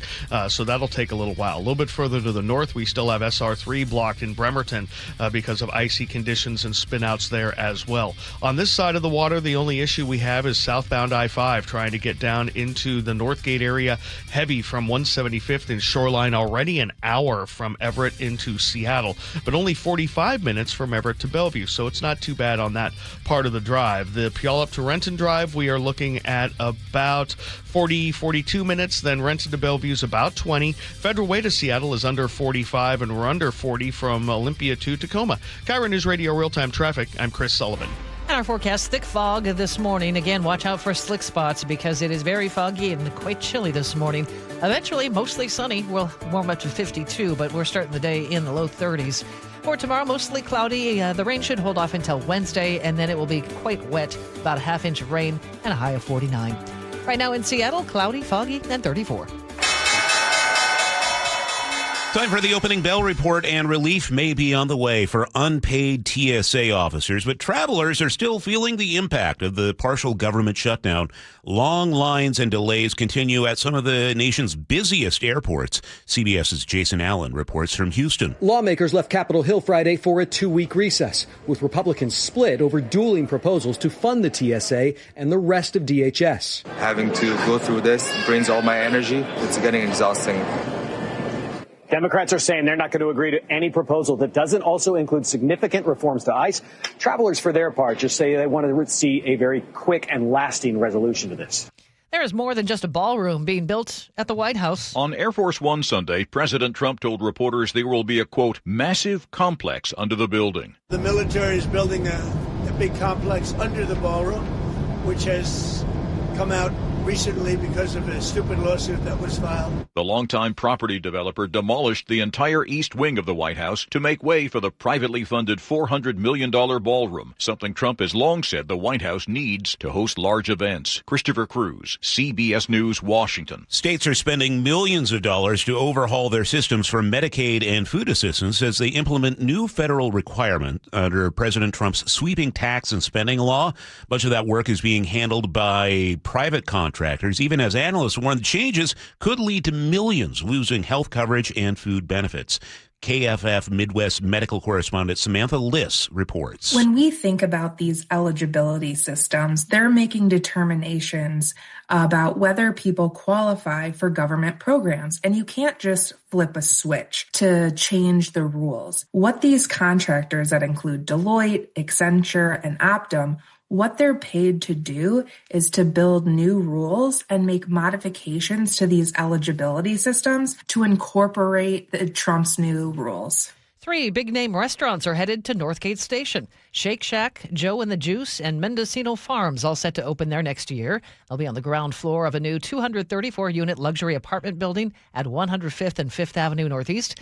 According to the Puget Sound Business Journal, Northgate's owner says it's working to evolve the tenant mix as shopping habits change. The old mall first opened in 1950. Nestle is warning of a potential shortage of Kit Kats appearing on store shelves in these days leading up to Easter.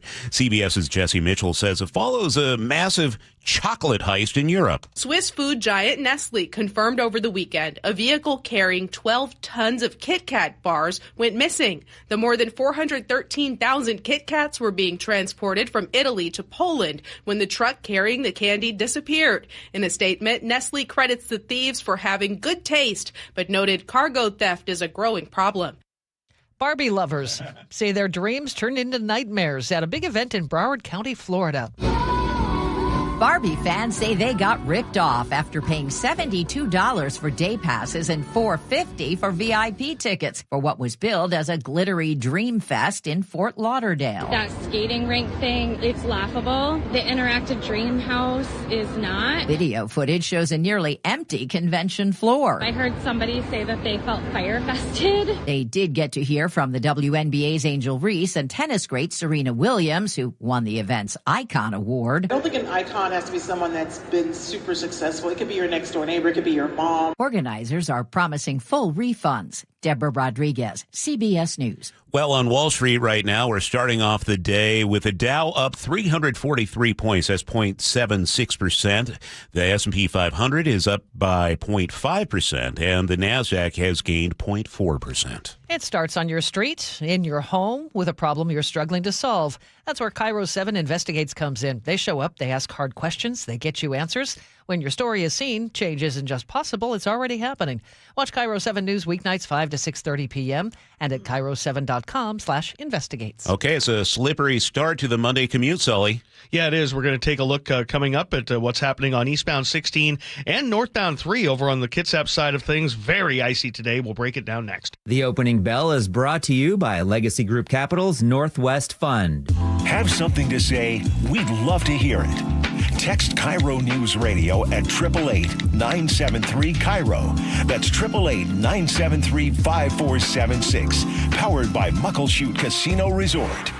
How was your break? It was great until I stopped for gas. Prices have gone up almost $1 with no end in sight. I might have to start watching how much I drive. That's exactly why I use Upside. I never pay full price for gas with the free Upside app. Upside? Yes, Upside. It's the free app that gives you cash back just for buying the gas you're already buying. So even with the rising gas prices, I'll never have to limit how much I drive. Does that actually add up to anything? Just last year, I made over $200 with the Upside app. Wow, that's serious extra cash. I'm downloading the free Upside app right now. Download the free Upside app to earn cash back on the gas you're already buying. Use promo code THRIVE25 for an extra 25 cents per gallon bonus on your first tank. You can cash out anytime, right to your bank account, or an e-gift card for Amazon and other brands. Just download the free Upside app and use promo code THRIVE25 for a 25 cents per gallon bonus on your first fill-up. That's THRIVE25. Offers vary by user and location. Go to upside.com for terms and conditions. Yep, it's raining out there.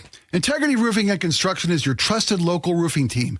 Integrity offers free estimates, and their customer satisfaction speaks for itself. They'll keep your home leak-free and protected from the northwest rains. Visit integrityrc.com to schedule a roof assessment or video inspection today.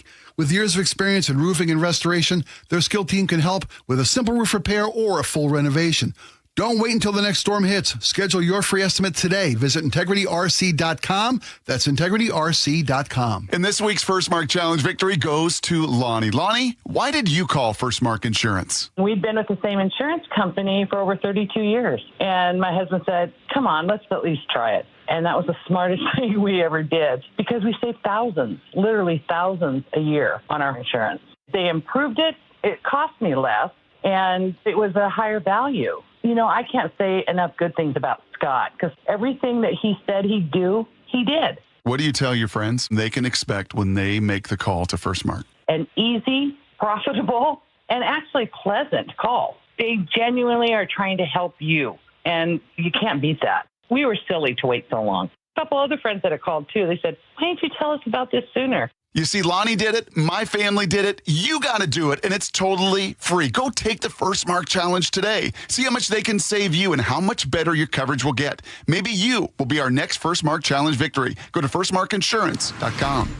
6:43 now. Let's check in with Sully at the traffic desk. It is incredibly foggy in places, and we've also had some very icy conditions as well, especially on the west side of the water. There through Kitsap County, we're dealing with the biggest issue really is on southbound, or make that eastbound 16, trying to make it from Purdy now into and through Gig Harbor. For a while, we had the entire eastbound direction of the Tacoma Narrows Bridge closed for icy conditions, multiple spinouts and crashes. That has cleared. The lanes have opened, but we have a 5-mile backup still trying to work your way through the area. At the other spot, we have northbound 3 closed at Kitsap Way in Bremerton because of icy conditions, and we have a little crash to the north at Chico Way, which is blocking 2 right lanes. So not exactly a good day over on that side of the water. Over here, better, but we still have heavy braking in spots. Like if you're coming down from the north end, you're going to see it from about 145th and Shoreline down. We're an hour from Everett into Seattle with 40 of those minutes from from Linwood. 35 minutes from Linwood and 55 from Everett to get you down into Bellevue as we see the brake lights materializing through Canyon Park. Westbound across the trestle is also pretty heavy at this point.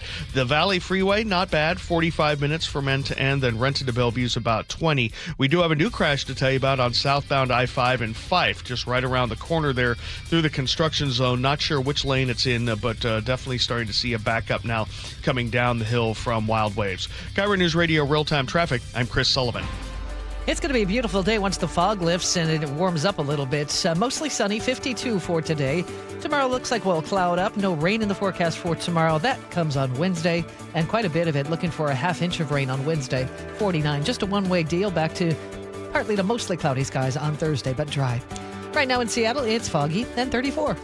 Well, coming up, a lot of changes at the gas pump with some prices looking like they're going up, but some might actually be dipping in Washington. We're going to get some analysis from Patrick DeHaan of Gas Buddy. He's coming up next on Seattle's Morning News. Running a small business means juggling a lot. Your network has to handle it all. That's where a fiber-only provider falls short. You need a partner who gives you a greater advantage. Introducing the Total Solutions Advantage only from Comcast Business. A first-ever combination of the largest, fastest fiber-powered network, the most reliable Wi-Fi, gig speeds with equipment and security included, and a 5-year price lock. Plus, it's all backed by a 30-day money-back guarantee.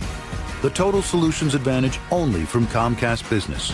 A new standard for small business with reliability, security, and savings in one. Switch today. Get started with a great offer as low as $60 a month. When you add it all up, no one does business like Comcast Business. Offer ends 6/1/26. New customers only. Requires 300 megabits per second internet and security edge. 1-year agreement, eco-bill, and autopay required. Equipment, taxes, and fees extra. Most reliable Wi-Fi based on Open Signal Awards USA Fixed Broadband Experience Report, May 2025. Home is more than a place to live. It's where the best of life unfolds, where possibility sparks, where community grows, where lives take shape. At the Master Builders Association of King and Snohomish Counties, that belief drives the work our builders, remodelers, and tradespeople do every day. Because when we build more homes, we're building so much more than housing. We're making room for what matters most. Learn more at roomforwhatmatters.com. We all hear the radio ads about the IRS. They tell you to be afraid, to be scared, and they try to frighten you into calling. I'm not here to do that. Tax Relief Advocates is different. TRA is here to tell you that if you owe money to the IRS, whether it's $5,000, $50,000, or $500,000, we have a solution. It doesn't matter if you're sitting in your car, at work, or with your kids. No matter where you are, call now. 800-507-9701. Don't lose hope. TRA can eliminate or reduce what you owe to the IRS. Generous programs are now available that can give you a fresh start. Our passion is taxes and helping individuals fix their IRS problems. We have over 1,000 5-star reviews on Google and an A+ with the Better Business Bureau. You don't need to be afraid of the IRS any longer. End your tax nightmare today by visiting us online at TRA.com or call 800-507-9701. That's 800-507-9701. Tax Relief Advocates, real solutions for real people. Every day across Washington, students stay after school for sports, clubs, and tutoring. Many do so on empty stomachs. Food insecurity is at crisis levels, threatening learning and performance. Safeway and the Champions of Change program, Nourishing Champions, offers grants for after-school meal programs. But the deadline is April 1st. Schools, please learn more and apply by April 1st at championsofchangefoundation.org and click Nourishing Champions. That's championsofchangefoundation.org and click Nourishing Champions. Seattle's tradition for news and conversation. This is Seattle's Morning News with Charlie Harger and Manda Factor. Well, I was out driving to central Washington over the weekend. I saw a lot of gas pumps, and the prices were very high, Amanda. Cheaper than Western Washington, though, right? Did you find a good deal? Well, that's how you might want to consider how you define cheap, because we're talking over $6 for diesel. Oh, yeah.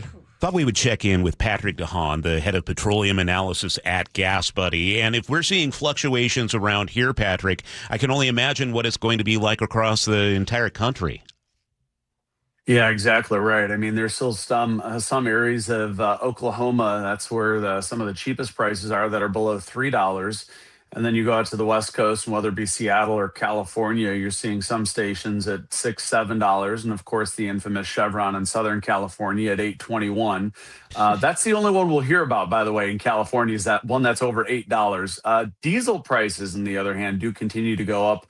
Washington State saw more of an increase in diesel, up 14 cents from last week, whereas average gas. Uh-oh. I believe we just lost our connection with Patrick DeHaan. Patrick, are you with us? No, that just blacked out. Here, let me do this. I'm going to pop up what we're seeing as the average around here while Mike tries to address that issue. The average gas price, this is according to AAA, $5.33 a gallon in Washington State. That is up from a month ago where it was $4.36. So we're talking like roughly 97 cents. Our friend G. Scott just posted from San Francisco, a gas station reader board. Yeah. $7.80 for diesel now in San Francisco. So that is just some carry-on effects across the entire economy. We're going to try to establish contact with Patrick, and it looks like we have him back with us. Patrick, we were just talking about some of those gas prices here, up almost $1 since they were a month ago in Washington State. Yeah, exactly right. I mean, any way you put it, it's been a big jump. Before I probably lost my connection there, I was saying prices up only about $0.015 from last week, but with oil up another 2.5% today, we may start to see gas prices tracking again to the upside along with diesel. So a lot to keep on top of, the possibility of a deal, the possibility of ground troops, just a lot of possibilities here. And we really haven't seen exactly, what comes next. The Strait of Hormuz essentially still kinked off. And so that'll probably keep pushing oil, gasoline, diesel prices upward here in the weeks ahead. This is just going to be a roller coaster for a while now, isn't it? Yeah, it really is. It's more like what's the active headlines, what's the president saying, what's Iran responding with. I mean, we're still here 4 weeks in, and we still have no idea what tomorrow may bring. And so to your point, gas prices continue to creep up at a slower pace, but I don't think that's going to stop until the Strait of Hormuz essentially reopens. And you actually have some analysis I was reading about how much money this is taking out of the economy, money that's being spent on gas that doesn't get spent on food or anything else. How much are you estimating that has been taken out of the economy because of this? Yeah, Americans roughly spending about $8 billion more on gasoline than they did prior to the war. So that's a little bit of the cost. That's kind of the rough back of the envelope calculation. But I mean, we're talking about already seeing a drop in QSR, that is fast food, entertainment. Discretionary spending is likely to take a hit as Americans wake up to the reality of, well, I just don't have any more money. It's all in my tank. Do you expect records to fall this week? Well, Washington's already set a new record for diesel. We could get very close to hitting that for gasoline. Of course, when we make these comparisons back to 2022, keep in mind Washington State didn't have the Cap and Invest program. That's why we're setting records this time around. But we certainly could creep a little higher. As I take a glance, oil now up about 3% today. The president, oil market's really responding to the rhetoric from the administration. And why that's so critical is it gives you some idea of how the president may be thinking. And right now, it's a little bit of a fiery rhetoric that is, if Iran doesn't do what we want, we're going to do this. and that usually escalates the situation. I'm looking at the price of a barrel of Brent crude, which is something I've never done before. When you watch those crude prices, what sticks out to you, and how closely should we be following them? Well, I mean, they're a very good indicator for what you could expect at the pump. I would say a lot of the noise when you saw oil prices, 2 or 3 weeks ago, jumping 30% in one session, the market doesn't like uncertainty. What the market's telling you now is we've kind of seen both sides making, similar refrains, similar rhetoric. And so oil prices only up 3%. I say only because it's not the 30% jump that we saw. I think the market's somewhat settling down in a way. We've seen the rhetoric continue. We don't really know what's going to happen. Oil prices are probably going to continue kind of slowly trending upward as long as this remains kind of a largely unresolved issue. We'll take somewhat settling as the positive news for the morning. Patrick, we'll take any glimmer of hope, right? Patrick DeHaan, we'll be checking in with you throughout the week. That's Patrick DeHaan at GasBuddy.com. We need to get over to traffic, though. And Chris Sullivan, already a challenging Monday commute. Yeah, it started out with icy and slick conditions on 16 and on 3, and pretty much on the west side of Puget Sound. We're definitely seeing heavy icing and some slowing. For a while, we had all eastbound lanes of the Tacoma Narrows Bridge blocked and closed because they had to get some de-icer out there. We still have about a 5-mile backup that extends from Purdy all the way down. So you're looking at least a 25-minute delay through the area. And also now on westbound 16 to Highway 3 around the corner in Gorst up through Bremerton. Positive news there. They have just reopened one of the lanes on northbound I-5 past Kitsap Way, the far left lane, because of icing conditions and spinouts there as well. So that side of the water is nasty. Coming down the hill, the right lane is blocked on I-5 getting into Fife. We've got a lot of action on the right-hand side.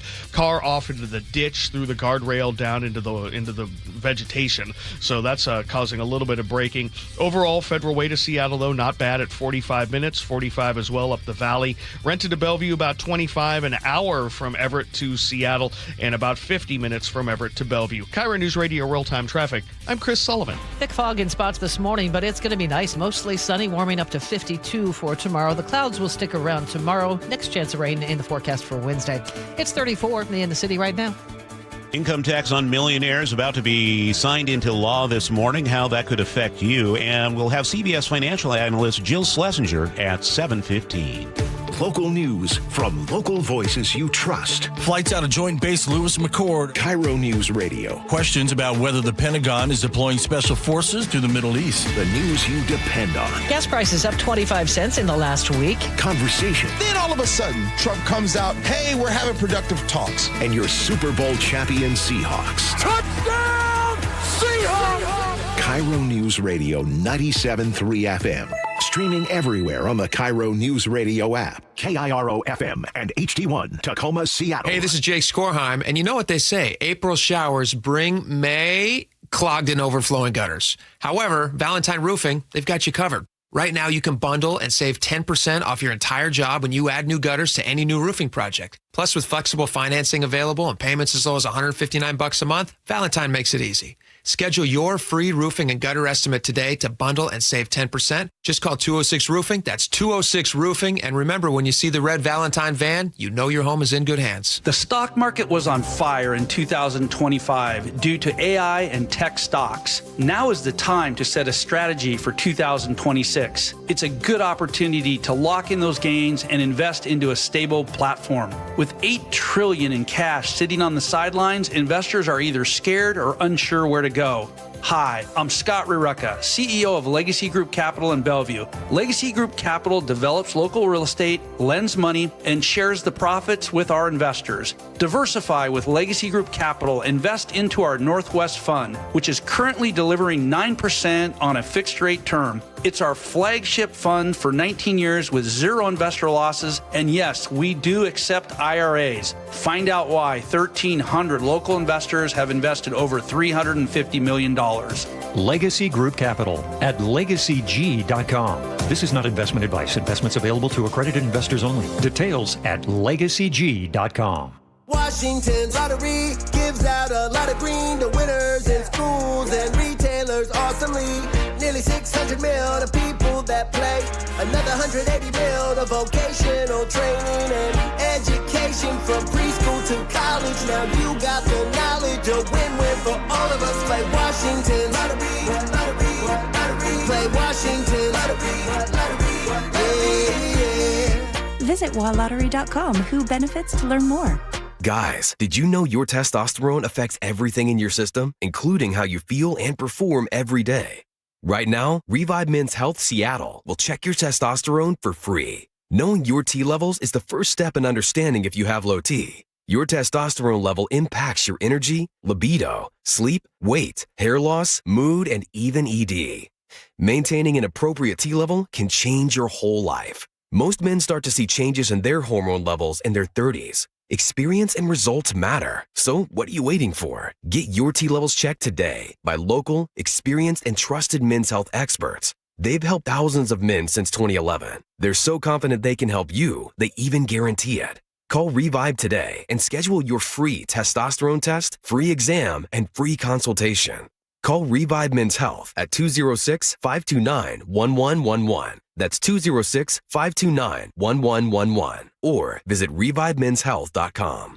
Hi, I'm Chad Cicchini, owner of Heritage Homecraft. We'll custom build you all new cabinet doors and drawer fronts, and using our exclusive 1/4-inch solid wood refacing process, transform your existing cabinets into a beautiful new kitchen. For a limited time, we'll pay the sales tax. That's right, we'll discount all new orders the cost of the sales tax on the project. Call today and let one of our pros come out and show you how easy and comfortable it'll be to get going on your new kitchen. Heritage Homecraft, 425-485-1600, 425-485-1600, or heritagehomecraft.com. Clogged gutters? Not anymore. K-Guard by Guardian keeps leaves out, water flowing, and your home protected year-round. No maintenance, no rust, just lasting peace of mind. Guardian Roofing, the original make-your-roof-last company. Visit guardianroofing.com. Your best source for local news. KIRO Newsradio, KIRO FM, and HD1, Tacoma, Seattle, Northwest News. This is CBS News on the Hour, your home for original reporting. I'm Deborah Rodriguez. President Trump has issued new warnings this morning to obliterate Iran's Karg Island and target desalination plants if Tehran doesn't agree to a peace plan and open the Strait of Hormuz immediately. CBS News has learned hundreds of U.S. Special Forces, including Navy SEALs and Army Rangers, have arrived to help get the job done. Correspondent Elizabeth Palmer is at the foreign desk. There's no question the country is being pummeled. There was very heavy bombing around the country last night, including in Tehran. And eventually the regime needs that to stop. For now, though, it has a powerful leverage in that it's able to choke the Straits of Hormuz and force the price of oil up. Slight improvements reported at U.S. airports, with TSA workers set to receive back pay as soon as today, after President Trump issued an executive order. Roderick Pfeiffer passed through the airport in Philly. I think it's sad that they had to wait this long, but I mean, kudos to the people who stuck around because they made it easier for people like me who still had to travel. TSA officers have been working or calling out sick for over a month during the partial government shutdown. The Artemis II moon rocket is on the launch pad in Florida, set for blast-off Wednesday for the first human flight to the moon in more than 50 years. Lori Glaze heads the NASA program. Our flight systems are ready. The ground systems are ready. Our launch and operations teams are ready. And our flight operations team in Houston are also ready. The launch pad is the same one that was used in the historic Apollo missions in the 60s and 70s. We're learning more about a deadly mid-air collision near Washington last year. Documents show two close calls at Reagan National Airport in Washington, D.C., shortly before the deadly mid-air collision between an Army helicopter and an American Airlines jet January 29th of last year. Emily Hanoka was working in the control tower at the time. She told CBS's 60 Minutes controllers long worried about safety issues. You had frontline controllers ringing that bell for years and years saying, this is not safe. this cannot continue. Please change this. And that didn't happen. 67 people were killed in the collision over the Potomac River. Jim Crisula, CBS News. Some top international beauty brands are being accused of shady marketing practices targeting kids. CBS's Vicki Barker. At Sephora, Italian regulators are investigating beauty brands Benefit and Sephora for covertly marketing anti-aging treatments and other beauty products to children. They suspect parent company LVMH of recruiting young influencers to market skincare to children. Dow up 129. This is CBS News. Go to the ends of the earth, half a world away. Reach for the stars. If I take time to think, they might go get Brad. On CBS, Sunday morning. 7:03 Monday morning. Chris Sullivan has traffic. It is foggy around our region, and it has been very icy on the west side of Puget Sound. We've had a couple of different issues today, and we're still dealing with them, really. For a while, we had all eastbound lanes across the Tacoma Narrows Bridge closed because of multiple crashes, spinouts, and ice. They had to basically treat the deck, and now they're letting traffic through, but we're backed up now through Purdy all the way through Gig Harbor down to the Narrows. Give yourself at least an extra 20 minutes before you walk out the door because of that. Now in the other direction, a little bit further to the north, we've also had a couple of different crashes and some ice that have closed parts of SR3. Right now they have opened up one of the lanes near Kitsap Way, and they have opened up all the lanes near Chico after an earlier crash. Now the other crash we're dealing with at this point is on southbound I-5 coming down the hill into Fife. Car into the ditch on the right-hand side. A bunch of fire trucks and emergency personnel there, so you're losing about 5 to 8 minutes heading down into Tacoma. Rest of the map looks normal for a Monday. Federal Way to Seattle's about 45 or less. Up the Valley Freeway, Renton to Bellevue is about 25 minutes. And coming down from the north end, you're definitely going to need about an hour from Everett to Seattle or Bellevue. This report brought to you by the Seattle Mariners. Ichiro Replica Statue Night, Friday, April 10th. Don't miss out and get your tickets at mariners.com. Now, the latest from KIRO Newsradio and mynorthwest.com. Live from East Lake Avenue. You're listening to Charlie Harger and Manda Factor, Seattle's morning news. Good morning. It's 7:04. Governor Ferguson is ready to sign the controversial income tax on millionaires today. Supporters call it a win for schools and small businesses, but critics say it goes against state law and is already driving away businesses and high earners. KIRO News Radio's Luke Ducey is here with more on that. Yeah, let me start by putting my mic on real fast. And Charlie and Amanda, let's also talk about developing news. I think I got so excited about this developing news that I forgot to hit that mic. There's been an announcement made just now that we could see a lawsuit filed today. That's what we're expecting. This will be the first lawsuit challenging the millionaire's tax, arguing it is not constitutional. And we're getting word that former Attorney General Rob McKenna is part of this lawsuit. We'll be digging into that a little bit more this weekend when we get more details on that. So let's talk about, though, these high earners and businesses and high earners like athletes as well. If you don't know, the tax is on anyone's income over $1 million at a rate of 9.9% starting in 2028. The same day lawmakers passed the millionaire's tax, Starbucks founder Howard Schultz announced he is moving to Florida. Zach Abraham, the chief investment officer at Bulwark Capital Management and a lifelong Washingtonian, recently told Seattle Red 770 they're packing up and leaving now. I don't feel that I have a choice, and this new tax takes my effective tax rate to somewhere between 49 to 51%. When you include everything, excise, B&O taxes, the whole shoot match.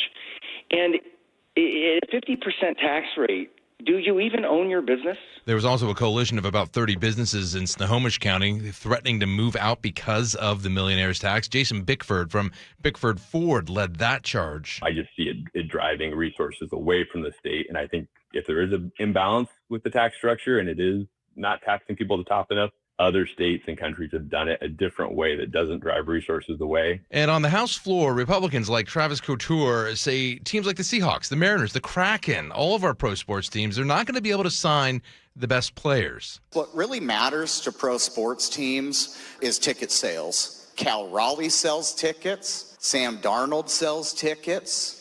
Democrats say, though, 21 other states have similar taxes, and if an athlete pays the tax in those states, they won't be double taxed here in the state. So let's kind of break that down just for fun. For instance, JSN, Jackson Smith and Jigba, just signed a new contract extension, making him the highest paid wide receiver in the NFL. 4 years, $168 million reportedly. So that's like $42 million a year. Well, starting in 2028, he would pay that $4 million in taxes because of the Millionaires tax. But if he played every game here in Washington, that is, for away games, he pays the tax in that state for the paycheck that he gets every week. He would not be double taxed, lawmakers say, here in Washington. Still a lot of money. Some people favor it. Some people are against it.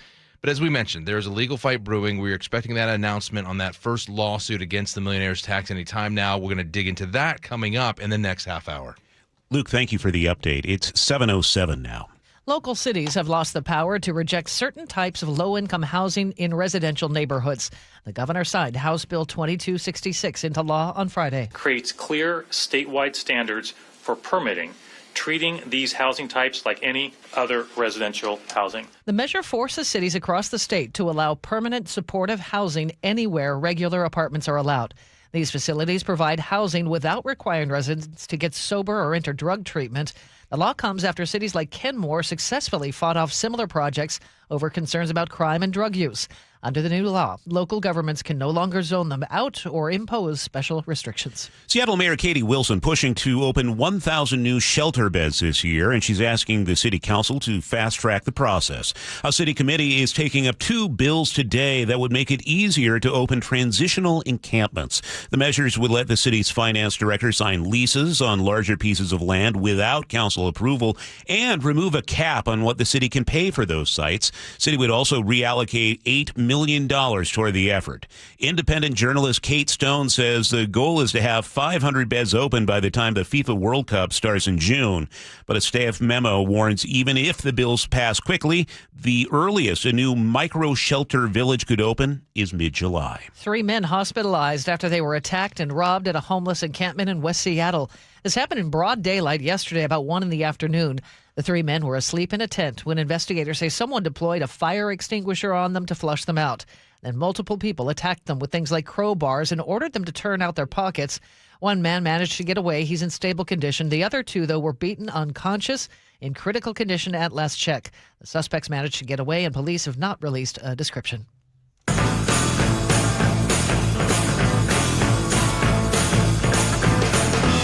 Keeping you informed since 1974.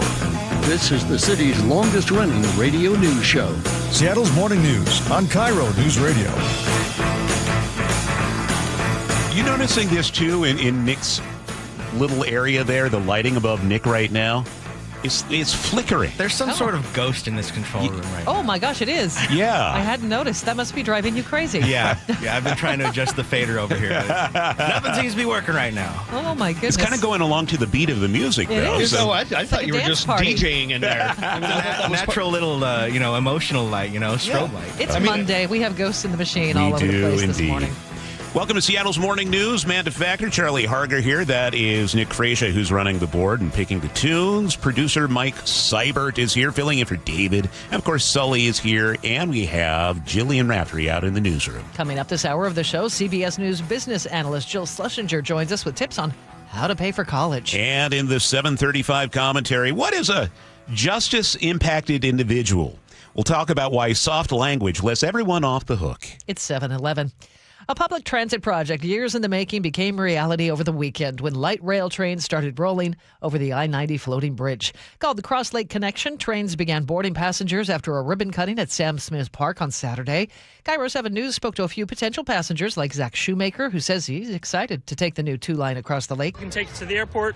You can take it to Bellevue and get to a Mariners game and everything in between. Voters in 2016 approved extending the rail line to Everett, Tacoma, Ballard, and West Seattle. Those extensions, though, are facing delays and a $34 billion budget shortfall. Well, most people know Ken Griffey Jr. as a Mariners legend, but he's also had a renaissance as a photographer. And that's the subject of a documentary that's coming out this weekend showing his time shooting for Getty Images at the Masters Golf Tournament. I get some doors open because of who I am. But I take what I do very seriously. We take your photos. I hope so too. Photographer 24 premieres Sunday on NBC and Peacock. Sounds cool. Big win for the Mariners last night. Several big highlights, including 6 hitless innings for pitcher Emerson Hancock. He joined Felix Hernandez as the only Mariners pitcher to strike out 9 or more in a hitless outing of at least 6 innings. Seattle won 8-0 over the Guardians. They play again today. Guess who's coming to town? The Yankees. 712. Let's get a check on weather with KIRO 7's not the Emperor, it's Nick Allard. I like the Imperial March. Keep it going. This morning. Or not. Honestly, though, that ain't bad. As far as terrible impersonations of a John Williams song go, that's pretty good. It's the Sullivan Philharmonic Orchestra. Yeah. It is. Brought to you by something that we don't want. This morning, we have more fog, and it's cold. So there could be some slick spots as well, and you're scraping your windshield for sure. But I'll tell you, it is going to clear pretty quickly. So by mid to late morning, we'll see more sunshine, and then it's going to be a nice day in the low to mid-50s. Just know there may be a few slick areas this morning. Tomorrow's cloudy. There's just no way around it. Just a mostly cloudy day. And then we have rain on Wednesday with drier weather the rest of the week. More than likely Friday, Saturday, Sunday, all looking pretty nice with highs back up around 60. So yeah, it's going to be a nice week. We just have really cold and foggy weather to start the day. All right, Nick, appreciate the update. It's 35 and cloudy in Seattle right now. And it's 7:13. Because of the weather, we are seeing some slick spots. So let's check traffic with Chris Sullivan. Yeah, we had to close the Tacoma Narrows Bridge in the eastbound direction early this morning because of slick conditions and several spinouts. They have reopened the bridge, but we're still kind of dealing with the aftermath of that. We still have very heavy brakes eastbound 16 as you come down through Purdy and into Gig Harbor. But after that, once you make it to like the heart of the Gig Harbor exits, then it starts getting better towards the bridge. Still have about a 15 to 20 minute delay minimum through that area. We're also struggling getting up into Bremerton, eastbound, northbound 3. I'm all over the place with my directions today. We closed northbound 3 in a couple of different places. One at Chico Way, that's now open. The last one is right there by Kitsap Way. The right lanes are blocked, only the left lane getting by. So that's why we're slow there. Coming down the hill out of the Federal Way area, down from 18 to Fife, we continue to struggle down the hill because of a crash blocking the right lane as you get to 54th. Cars in the ditch. There's a pretty big light show there as they're trying to recover, get that person and get that car through the area. Now to the rest of the map.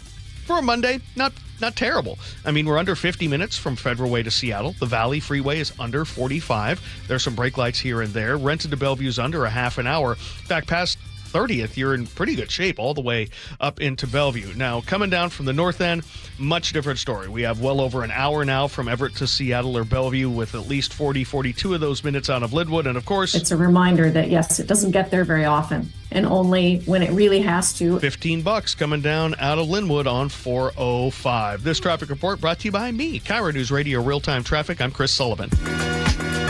This is the city's longest-running radio news show, Seattle's Morning News on KIRO Newsradio.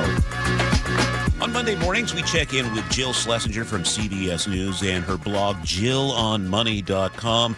Jill, it sure is feeling like this might be a wild and woolly week on Wall Street. What are you watching for? It is going to be obviously a week that is dominated by the headlines from the war. Yeah. And I think that I just want to reiterate to everyone, I know we've talked about this about a million times, but it is very difficult to react to those headlines in real time. So I would very much encourage people to take a breath, not do anything. You're going to feel anxiety when you see ups and you see downs. You're going to feel like one day it's over, one day it's not. It's okay. But what I hope you're not doing is messing around with your retirement account because of that.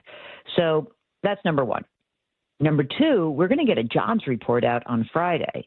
And the interesting thing about that report in and of itself, which is always interesting, is that the stock market and financial markets in the U.S. and mostly around the world will be closed for Good Friday.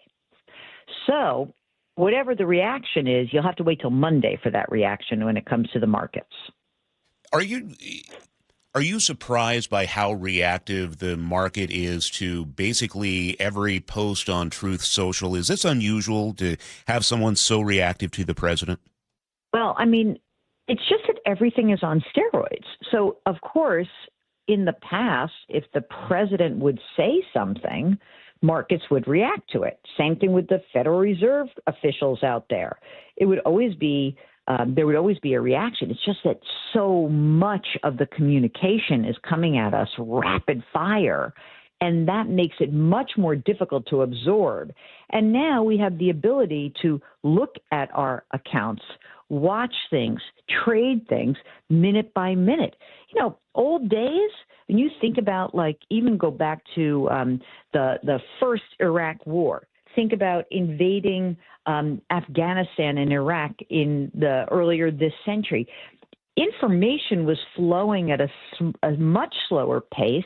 And if you wanted to react to that information in real time, you would get charged a lot of money. So you wouldn't necessarily start making a big trade in an account. So much has changed so that this information flow has increased and the ability to act on that information has also changed. And, in some respects, I kind of think back to those old days, and it was probably better for long-term investors, not so much about the information, but the ability to act on that information. Sometimes I wish that it would be a little bit harder to make a trade based on minute-to-minute conversations that are going on in D.C.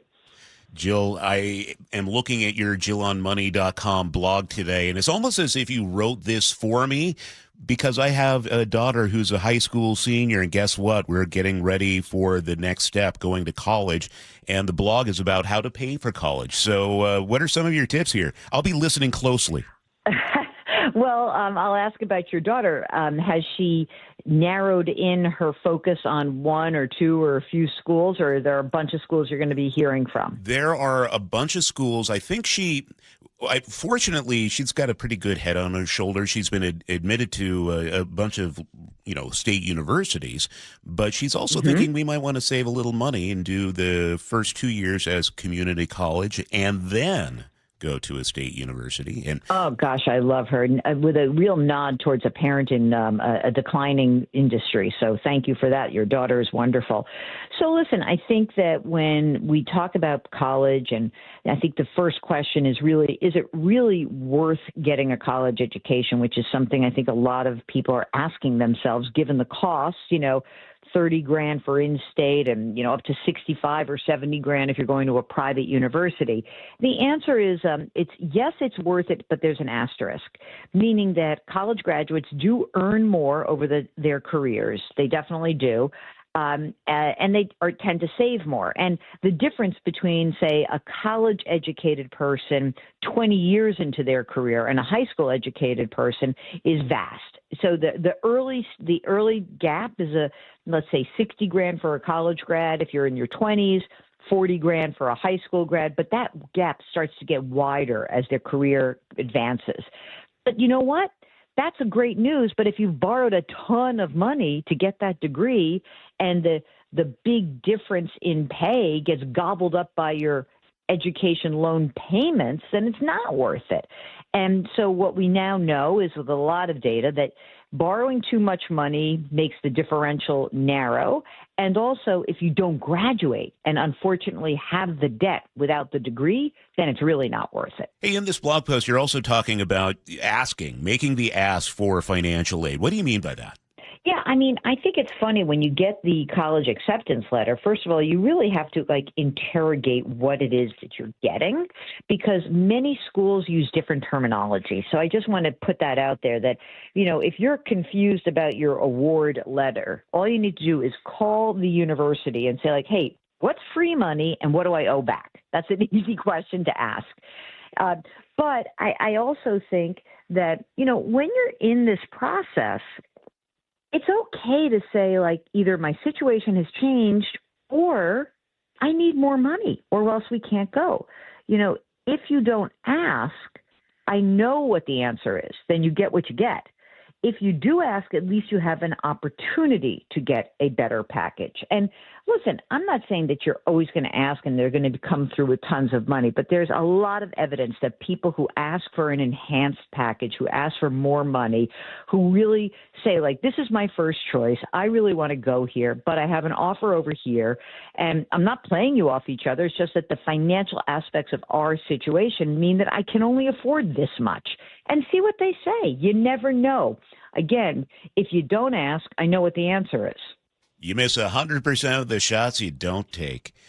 Jill Schlesinger, JillOnMoney.com, also on CBS News, of course. Jill, thanks for your time this morning.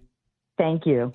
Just about 7:23, and that's time for a check on traffic. We do that every 10 minutes on the threes. Chris Sullivan, what do you have for us? Hey, I just need Charlie to explain. Well, you miss 100% of the stuff. Yeah, it's just wisdom. Wow. Yeah. That's some big old Charlie knowledge right there. I feel like I'm just staring into a savant's eyes. Yeah. How's the traffic, Sully? Just mesmerized. The way you guys are looking at each other right now. Both of us with our blue blocker glasses on or whatever we have at our age to try to prevent the screens from killing our eyes. How's traffic, Sully? Oh, traffic, yeah. What is happening? Welcome to the show, Mike. We are looking at very heavy brakes on eastbound 16, trying to get through Purdy, down through Gig Harbor. We had really icy conditions this morning, and they had to shut down the eastbound lanes of the Tacoma Narrows Bridge because of it, and we're still dealing with that, even though the lanes have been open for a while now. Give yourself about an extra 20 minutes to make that drive down into and through the Gig Harbor area. Once you get into Gig Harbor, the rest of the drive isn't too bad into Tacoma. We're also seeing heavy brake lights on northbound 3 getting into and through Bremerton. Still working with a crash caused by the ice over there this morning, blocking 2 right lanes at Kitsap Way. So that's backing us up around the Sinclair Inlet. Rest of the map is not terrible for a Monday. Coming down from the north end is our heaviest drive, a little over 40 minutes from Linwood to Seattle or Bellevue, which puts us just over an hour all the way from the Everett area, which again is not terrible. Federal Way to Seattle, about 45 minutes, 45, maybe a little bit more from Puyallup to Renton. It's actually not too bad in Auburn today. And then Renton to Bellevue is not quite a half an hour. Lake bridges are still fine. And we're losing about 5 minutes heading down the hill out of Highway 18 into Tacoma because of a crash in Fife right around the right-hand corner about 54th. Car went off into the right-hand ditch, or as one of our listeners says, off into the rhubarb, and there's a lot going on around that, so plan on just a little bit of a delay. KIRO News Radio Real-Time Traffic. I'm Chris Sullivan. Forecast looks like we will start to warm up eventually after this cold morning with a lot of fog in spots. Mostly sunny by the afternoon, a high of 52. Clouds tomorrow, some sun breaks, high of 58. Right now in Seattle, it is cloudy and 35. And coming up, as the governor prepares to sign the income tax on millionaires, here comes the first lawsuit. KIRO News Radio's Luke Ducey has the latest and what's coming up in the commentary. A lesson in language, and we'll learn what it means to be a justice-impacted individual. That's coming up at 7:35. This is Seattle's Morning News. This hour is brought to you by CM Heating. The NBA takes its biggest step yet to bringing the Sonics back to Seattle. The NBA Board of Governors has officially greenlit a deeper look at expansion to Seattle. KIRO News Radio's Luke Ducey has been following this. Amanda, what a huge story for the city. Speculation is that it's going to be 28-29 that season. Stay plugged into the very latest at mynorthwest.com. I'm super excited for the jobs, the restaurants. And KIRO News Radio 97.3 FM. We are on a magic carpet ride! On top of home and auto, Progressive protects your boat, RV, and motorcycle so you can explore the unknown. Actually, we just take the RV to the same campground every year. Well, maybe you can catch your own dinner on your boat. Oh, we can actually get pizza delivered there from this brick oven place we love. Will you at least try a new topping? Honestly, probably not. We kind of have a go-to order. Fine. Just bundle home or auto insurance with your outdoor vehicles with Progressive and stay protected when you go, I guess, where you've gone before. Progressive Casualty Insurance Company and affiliates. Not available in all states or situations. This is the story of the one. As a maintenance tech at a university, he knows ordering from multiple suppliers takes time away from keeping their arena up and running. That's why he counts on Grainger to get everything he needs, from lighting and HVAC parts to plumbing supplies, all in one place. And with fast, dependable delivery, he's stocked and ready for the next tip-off. Call 1-800-GRAINGER, click Grainger.com, or just stop by. Grainger, for the ones who get it done. At Uline, they know going the extra mile takes hard work. For companies pushing to go further, Uline will go the distance with you. 24/7, they answer the phone to get you the shipping and industrial supplies you need. Business can move fast. Unexpected large orders, adverse weather, new safety guidelines, and changing economic trends. Uline works hard keeping 41,000 items ready to ship, minimizing detours on your way to the extra mile. Visit uline.com.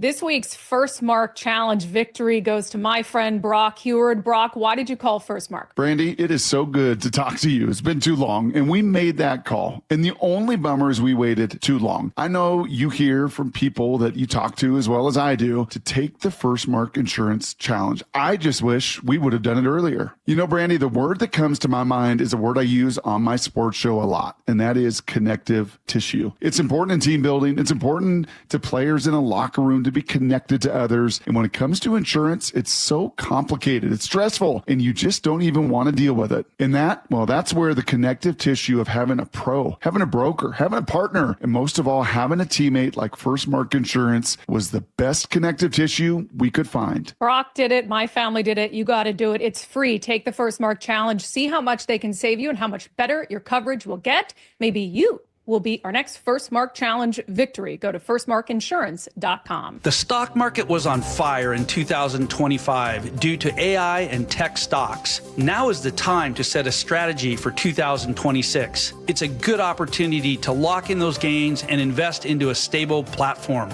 With $8 trillion in cash sitting on the sidelines, investors are either scared or unsure where to go. Hi, I'm Scott Rurecka, CEO of Legacy Group Capital in Bellevue. Legacy Group Capital develops local real estate, lends money, and shares the profits with our investors. Diversify with Legacy Group Capital. Invest into our Northwest Fund, which is currently delivering 9% on a fixed rate term. It's our flagship fund for 19 years with zero investor losses. And yes, we do accept IRAs. Find out why 1,300 local investors have invested over $350 million. Legacy Group Capital at legacyg.com. This is not investment advice. Investments available to accredited investors only. Details at legacyg.com. Home is more than a place to live. It's where the best of life unfolds, where possibility sparks, where community grows, where lives take shape. At the Master Builders Association of King and Snohomish Counties, that belief drives the work our builders, remodelers, and tradespeople do every day. Because when we build more homes, we're building so much more than housing. We're making room for what matters most. Learn more at roomforwhatmatters.com. At Guardian Roofing, Gutters, and Insulation, we make protecting your home simple and affordable. With flexible financing and 20-plus years of trusted service, you can count on lasting quality from Guardian. Visit GuardianRoofing.com today. Progressive presents a guided meditation. Hear the birds sing. A chipmunk nibbling on an acorn. Smell the pine needles gently falling into your living room as the breeze blows through the gaping hole in your roof. Gaze up at that broken tree branch and relax, because you bundled your home and auto with Progressive and have the peace of mind of 24/7 protection. So relaxing. Progressive Casualty Insurance Company, affiliates, and other insurers. Not available in all states or situations. Not sure how to tackle your taxes? Are you sweating the small print? You may be experiencing FOMO, the fear of messing up. The answer? Using TurboTax on Intuit Credit Karma. They help you get your biggest refund, and then we help you do more with it, with a personalized plan designed to help you hit your money goals. It's time to take your taxes to the max. Start filing today in the Credit Karma app. Now, the latest from KIRO Newsradio and MyNorthwest.com. Live from East Lake Avenue. You're listening to Charlie Harger and Manda Factor, Seattle's morning news. Good morning. It is 7:30.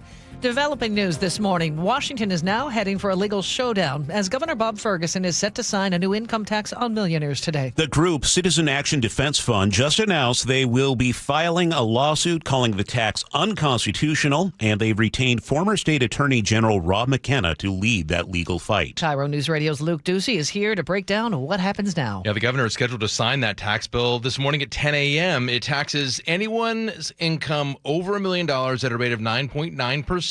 And we've been expecting a legal challenge would come. Well, here it is. Minutes ago, we spoke with Jackson Maynard with the Citizen Action Defense Fund. He says they are now preparing a lawsuit to challenge that tax, and they plan on filing that lawsuit within days. We have retained Rob McKenna, former Attorney General, who issued a memo also at our request earlier during the session in which he outlined the unconstitutionality of the income tax The Constitution is really clear. You can have an income tax in Washington state, but it has to meet certain requirements. It has to be uniform and it has to be capped at 1%. You also heard from Rob McKenna that he is leading the charge, but you heard from him right here on Seattle's Morning News just recently talking about the legal challenges that this tax could face. This legislature has systematically dismantled Washington State's competitive advantages that have brought great companies here or inspired people to start their companies here, and all of that is going away now. Here's the claim, okay, that the tax is unconstitutional because Washington law has long treated income as property. Therefore, a graduated income tax would violate limits on taxing property under the state's uniformity requirement.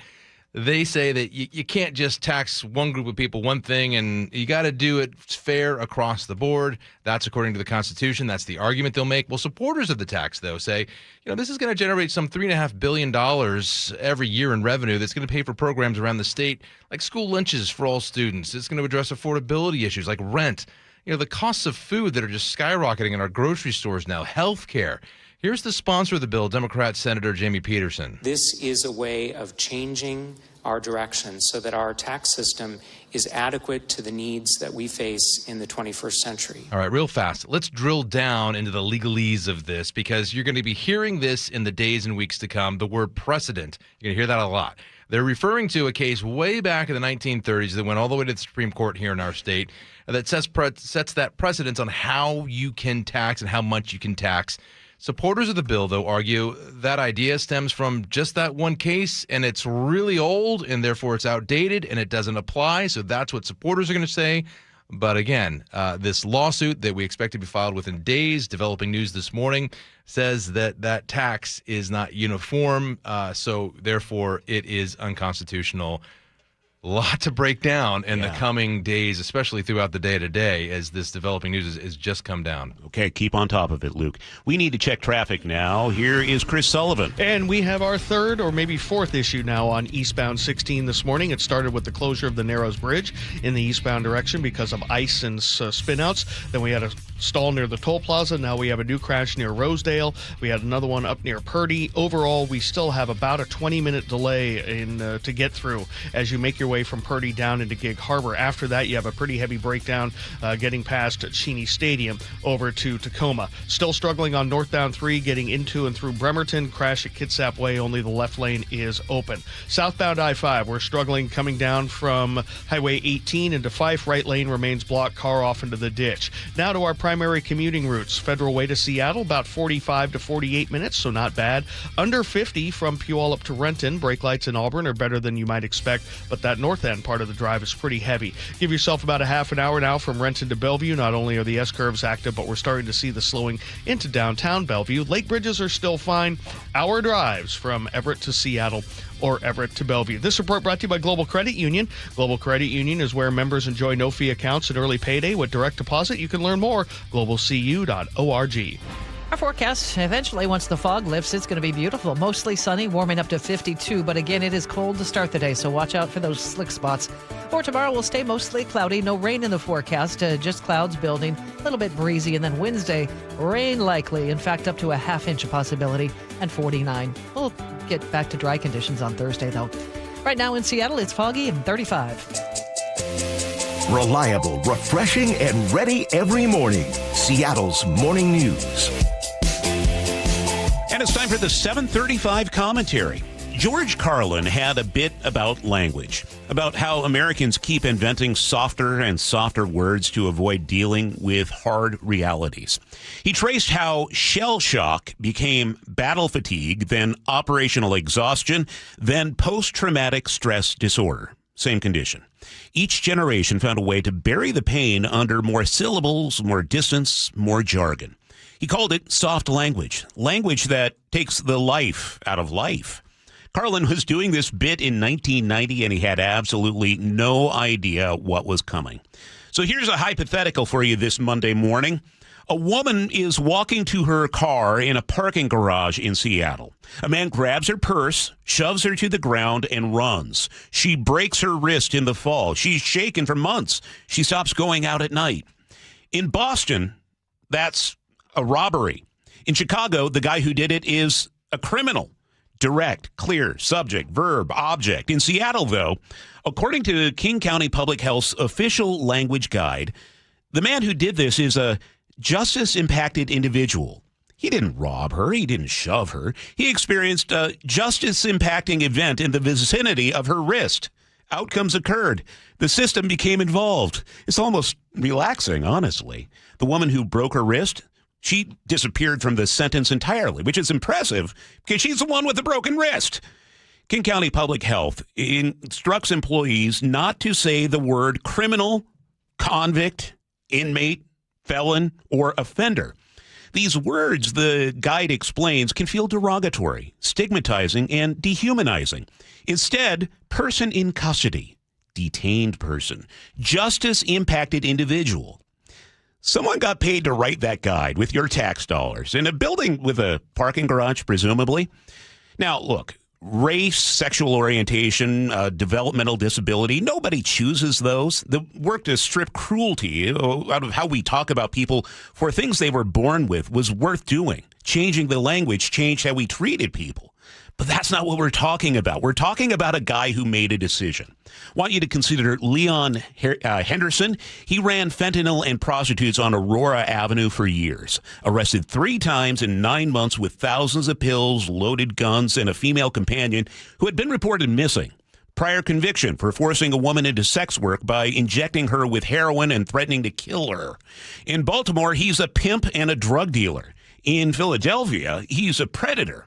As I read it, in Seattle, under King County Public Health Language Guide, Leon is a person whose substance use disorder and involvement with the criminal legal system created barriers to housing stability and economic mobility. Well, that's one way to put it. The woman he controlled didn't get a language guide. The people he sold fentanyl to on Aurora, the ones folded over on the sidewalk, found unresponsive intents, they don't get a work group. They get to be people with substance use disorder, too. Everyone's a victim of circumstances. Nobody did anything to anybody. It just sort of happened. Side note, Washington ranks 3rd worst in the nation for property crime. Funny how that works. Convict, 2 syllables, honest, direct. Justice-impacted individual, 10 syllables. So thoroughly drained of judgment, you almost forgot someone got hurt. Very soothing, almost meditative. George Carlin said clear language forces a clear response. Soft language lets everyone off the hook, including people doing the harm. He saw all of this coming in 1990. He would look at the King County Style Guide today and say, "See, I told you so." He was right. We're the ones paying for it in more ways than one. And that's the 735 commentary for Monday, March 30th, 2026. You can text your thoughts to the Muckleshoot Casino and Resort text line at 888-973-5476. And if you want to see a link to that language guide, go to the story on mynorthwest.com. How did you know? Yes, I do. Check it out. It's 7:40 and time for a check on traffic. Sully, what's coming up? We have people experiencing, I can't even come up with something. You're stuck in traffic, and we're looking at it on eastbound 16 coming into Gig Harbor. We'll break it down next. This message comes from Viking, committed to exploring the world in comfort. Journey through the heart of Europe on an elegant Viking longship with thoughtful service, destination-focused dining, and cultural enrichment on board and on shore. With small ships that bring travelers closer to the destination, there's more time to explore. And every Viking voyage is all-inclusive, with no children and no casinos. Discover more at Viking.com. Why'd I go to the doctor? Working on the farm, my heart kept skipping a beat. I didn't think much of it, but my daughters made me get checked out. Turns out I have atrial fibrillation, which increases the risk of stroke about 5 times. Symptoms like irregular heartbeat, heart racing, chest pain, shortness of breath, fatigue, or lightheadedness can come and go. But if it's AFib, the risk of stroke remains. If you have symptoms, contact a doctor. I'm so glad I did. Visit notimetowait.com. Sponsored by Bristol-Myers Squibb and Pfizer. Free consultations, no fee guarantees, 5-star reviews. J.P. Pendergast with Pendergast Law explains the importance of going beyond these familiar offerings. Accident victims want an attorney, Tom, that satisfies their needs. Someone who handles those needs with the highest degree of care. Pendergast Law offers the no-fee guarantees and free consultations, but these only scratch the surface. Okay, explain more. We make sure that every member of our team is genuinely passionate about helping others. Customer service and communication are our top priority. It's how we take care of our clients so they always feel one step ahead of the insurance companies. Our strong reputation for high standards provides comfort and confidence when it's needed most. Pendergast Law offers the free consultations, the no-fee guarantees, and of course, they are 5-star rated. But what really makes them different is their genuine passion for helping others. I can't recommend them enough. If you or a loved one has been injured in a car accident, call Pendergast Law. We can help. That's PendergastLaw.com. Your old water heater's starting to peter.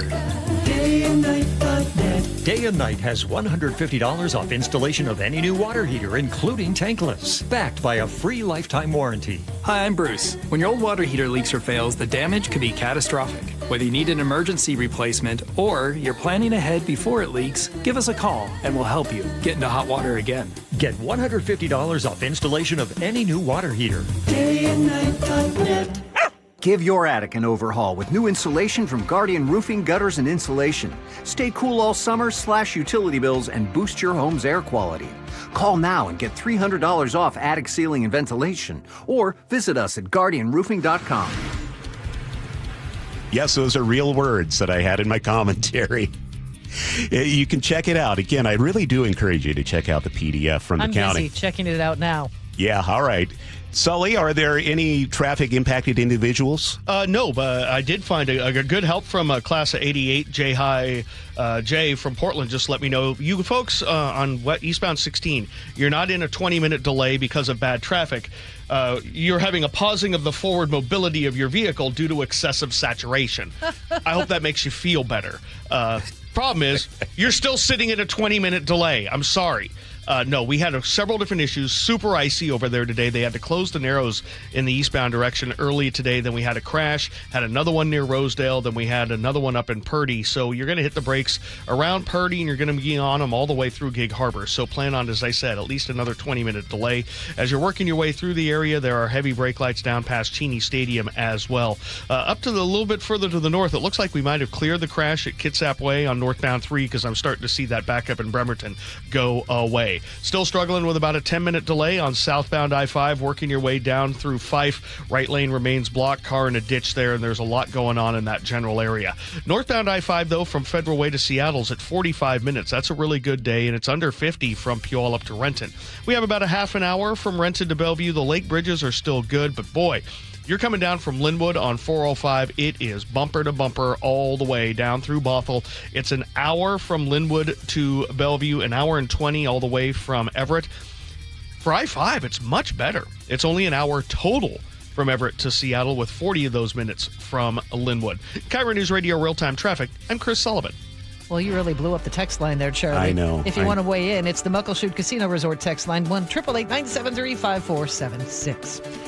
Our forecast, we're seeing thick fog this morning, some slick spots because it is cold, but it's going to be beautiful eventually. Mostly sunny, 52 today, and then we'll cloud up for tomorrow. The rain will hold off until Wednesday, it looks like, with up to a half inch of rain on Wednesday, but rebounding again on Thursday to mostly cloudy skies, but drying out.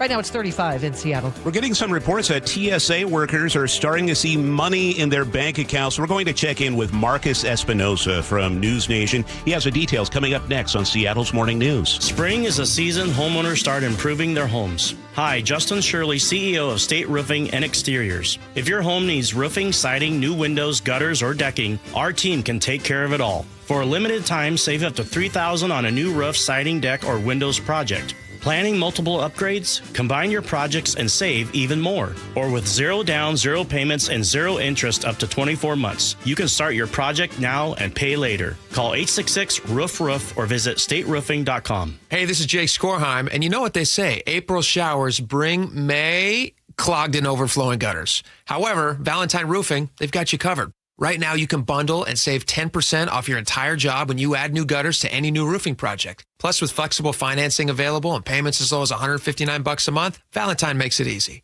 Schedule your free roofing and gutter estimate today to bundle and save 10%. Just call 206 Roofing. That's 206 Roofing. And remember, when you see the red Valentine van, you know your home is in good hands. Dr. Mark Wagner has performed over 20,000 stem cell procedures, including mine, at Seattle Sports Regenerative Medicine. And we've interviewed over 100 of Dr. Wagner's patients, and we hear the same things. It changed my life. I'm back to doing the activities I love without pain. It really works. It's remarkable. We love helping people get back to living life to the fullest and doing the things they enjoy most. They also must really enjoy not having the pain and recovery time with surgery. Stem cell therapy is a 60-minute, non-surgical, minimally invasive procedure to eliminate pain, regenerate cartilage, treat tendon and ligament tears, osteoarthritis, and chronic tendinitis. And you only use the patient's own stem cells. That's right, their body's own stem cells. So, whether it's a hip like me, an elbow, shoulder, or knee... Don't forget ankles, wrists, and thumbs. Yep, those patients too. Before choosing surgery, see Dr. Mark Wagner, MD first. Learn more at drmarkwagnermd.com.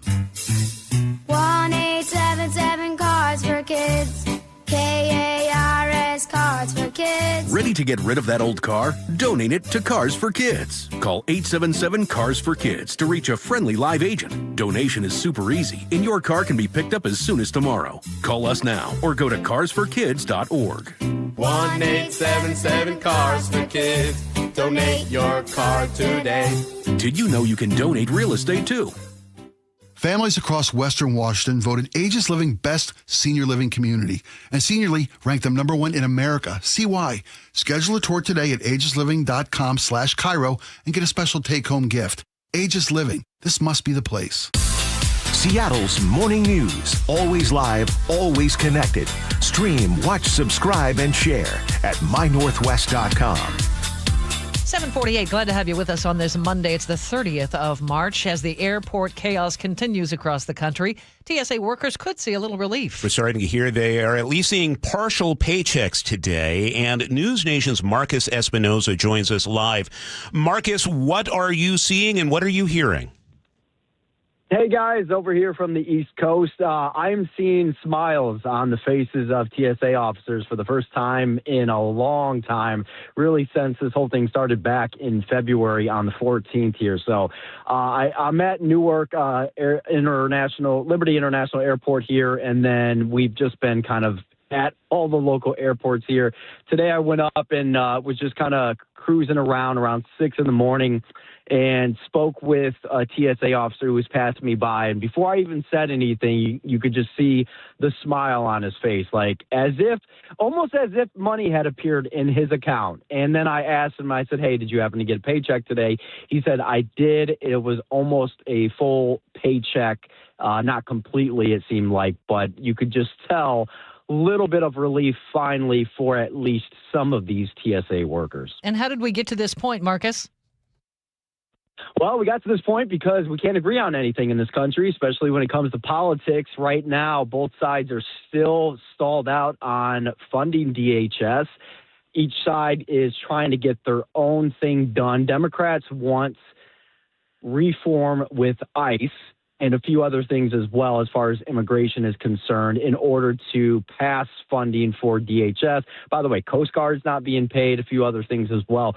Republicans, meanwhile, are refusing to touch anything that has to do with that. And then on top of that, the president is not signing anything unless there's a voter ID passed federally, meaning you have to show an ID in order to vote. And so he's standing on that goalpost there. So, and then on top of all of this, by the way, Congress took 2 weeks off and is currently on a recess right now and won't be back for a couple of weeks. So while these guys did get a temporary reprieve, the folks who are responsible for ending this have taken some time off.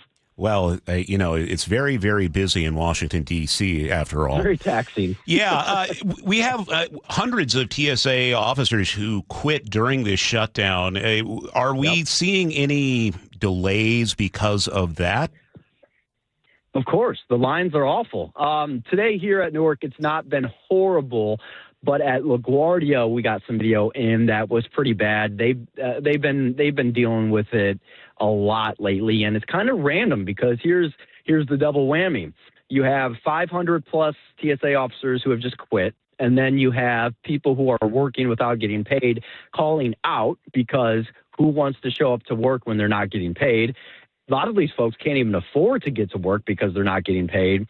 And so you have a really bad combination of things happening all at once. That means it's going to take you longer to get through security at the airport because there's less TSA officers there to process you. So the whole thing's a mess for pretty much everybody involved. We have been lucky here. We have not seen the long delays at SeaTac Airport, thankfully. But are you still seeing ICE agents deployed at airports elsewhere?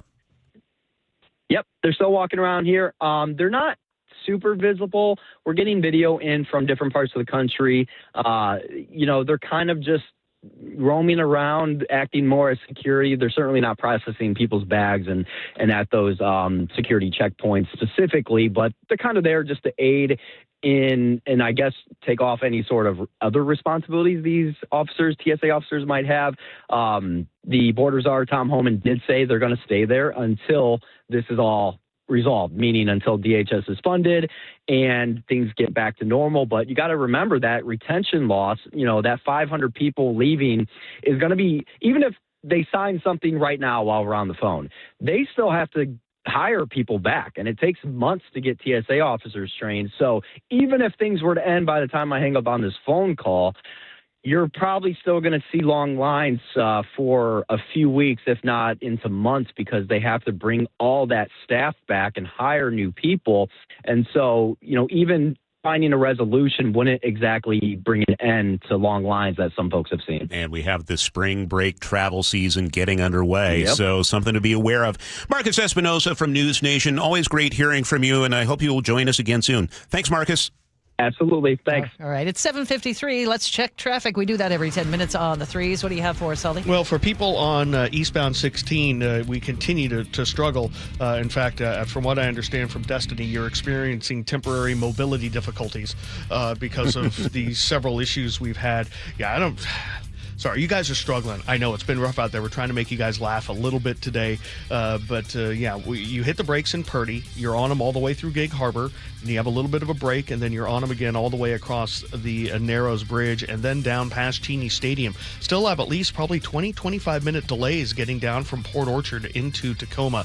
This all started early this morning with so much ice on the Narrows Bridge. They had to close eastbound 16 across the Narrows, and so we're just still kind of working our way through that. That by far is our worst corridor. The other spot, a little bit of unusual slowing today for southbound I-5 from 18 down into Fife. Right lane remains blocked there. Car went into the ditch early this morning, and they still have a work zone around it. It's also super foggy down in Pierce County in general. But coming the other direction, the Valley Freeway's under 45 minutes, if you can believe it, and then Renton to Bellevue's under a half an hour. 45 minutes from Federal Way to Seattle. Lake bridges are still good. Coming down from the north end, about an hour and 15-minute drive from Everett to Bellevue, about an hour from Everett into Seattle. Brake lights there, and either one of those spots right where they're supposed to be. KIRO News Radio Real-Time Traffic. I'm Chris Sullivan. Forecast calls for clearing skies after locally heavy fog in spots today and temperatures around freezing. We're going to have a sunny afternoon, a high pushing the low 50s, maybe even mid-50s in spots. Tomorrow we'll have sun breaks and clouds, 58 for our high. Rain makes a comeback on Wednesday. 35 and cloudy right now in Seattle. And coming up, KIRO News Radio's Luke Ducey on Washington's new tax on millionaires. The Gov is signing it today, but here comes the first lawsuit. And the latest developments in Iran. CBS military analyst Jeff McCausland joins us at 8:15. KIRO News Radio, the first place you turn for the news you trust. ICE agents have now been deployed to 14 airports across the country. Traffic. Did they open lanes? They just reopened all lanes of northbound I-5. Engaging conversation. If he ends this right now, it only emboldens Iran. That's a big, big mistake. And your Super Bowl champion Seahawks. A one-hander! JSN! Always here, always with you. KIRO News Radio, 97.3 FM. You could file your taxes on a basic free service, which is fine. But are you okay with fine? Because when it's your money on the line, do you really want to guess if you missed a credit or hope the math is right? Get the confidence of TurboTax for free right on the Intuit Credit Karma app. Free Fed and free state for simple 1040s only. Around 37% of filers qualify. See details at turbotax.com/free. No schedules except for EITC, CTC, student loan interest, and Schedule 1A. Wait, everything on this IHOP value menu is just $6? I told you it was amazing. A huge plate of pancakes, bacon, and eggs is just $6. Wow. There's also French toast, a ham and cheese omelet, and oh, they got a BLT and fries now. Okay, we're coming here every day. You don't have to tell me twice. Feast for just $6 with the IHOP value menu. $7 in some locations, available every day for a limited time at participating restaurants in the U.S. Hours may vary. No substitutions. Not valid with other discounts or promotions. Prices may vary. Let's talk about your hair. Well, maybe after we talk about my hair. I've got great hair, as you know, and it's because of Advanced Hair. Yep, Advanced Hair Restoration. Their simple one-day treatment offers life-changing results that I can attest to. Guys, it's not magic, but it's close to it. They put hair where you need it most, and bam, it grows. It's actual science. Advanced Hair has top-rated physicians, modern technology, and best of all, you get your very own natural hair that begins to regrow the very next day. It's even guaranteed to grow for life. So schedule your free consultation now at 425-449-8185. Mention Curly to qualify for $250 off and $250 free hair grafts. It's a limited time offer. Advanced Hair, the winner of the 425 Business of the Year, and the team that gave me my hair back. More importantly, they'll do the same for you. Guaranteed. 425-449-8185 or advancedhair.com. Your best source for local news. KIRO Newsradio, Northwest News. Hey homeowners, are you stuck on the credit card treadmill and stressed because your consumer debt and monthly payments are too high? Well, Brock Hewitt here with a smart solution. Your home's equity in the Seattle Metro is probably larger than ever. It's like you're sitting on a stack of cash. Consider a cash-out refinance with Tila Mortgage to consolidate your high-balance credit cards, second mortgages, home equity lines of credit, and student loans, or get cash for a remodel. With interest rates finally coming down, consolidating your debt now may be the best decision you ever make. With excellent client reviews and trusted in Washington for over 25 years, Tila has competitive rates on refinance, purchase, or reverse mortgages too. Tila, spelled T-I-L-A, is a name you can trust for truthful, honest, and ethical advice for all your mortgage needs. Call Tila Mortgage today, 206-766-8888. That's 206-766-8888 or TilaMortgage.com. Tila Mortgage LLC is a mortgage broker, NMLS 2472046. Home is more than a place to live. It's where the best of life unfolds, where possibility sparks, where community grows, where lives take shape. At the Master Builders Association of King and Snohomish Counties, that belief drives the work our builders, remodelers, and tradespeople do every day.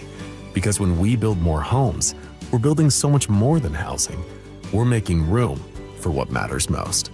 Learn more at roomforwhatmatters.com. The deadline for filing taxes is coming up. Donate your car to Cars for Kids for a 2026 tax deduction. Go to carsforkids.org today. That's cars with a K. Your best source for local news. KIRO Newsradio, KIRO FM and HD1, Tacoma, Seattle, Northwest News. This is CBS News on the Hour, your home for original reporting. I'm Steve Kathan. President Trump claimed progress in talks with Iran, then renewed threats about a possible new round of attacks. CBS News White House correspondent Weijia Jiang. He said that if there was not a deal reached, that the U.S. would blow up all of Iran's energy facilities, which, of course, could have huge implications for the entire world. And this is happening as we are seeing the U.S. beef up security and military personnel in the area. And that is why there is growing concern among lawmakers, not only Democrats, but Republicans as well, about whether the president will ultimately decide to put boots into Iran. CBS's Jennifer Jacobs. Sources told CBS News that hundreds of U.S. Special Operations military personnel, including Navy SEALs and Army Rangers, are now in the Middle East. They join a major military buildup that includes Marines and Army paratroopers. The deployments serve to give President Trump options in Iran, including potential operations to reopen the Strait of Hormuz to shipping traffic. Months after the U.S. seized Venezuela's president, CBS's Jim Krasula tells us an American diplomatic post in that country is back in business. The U.S. Embassy in Venezuela has resumed operations after 7 years, according to a statement from the State Department. The statement called the reopening of the embassy in Caracas, quote, a new chapter in our presence in Venezuela. After going weeks without paychecks, TSA officers could begin to get checks as soon as today.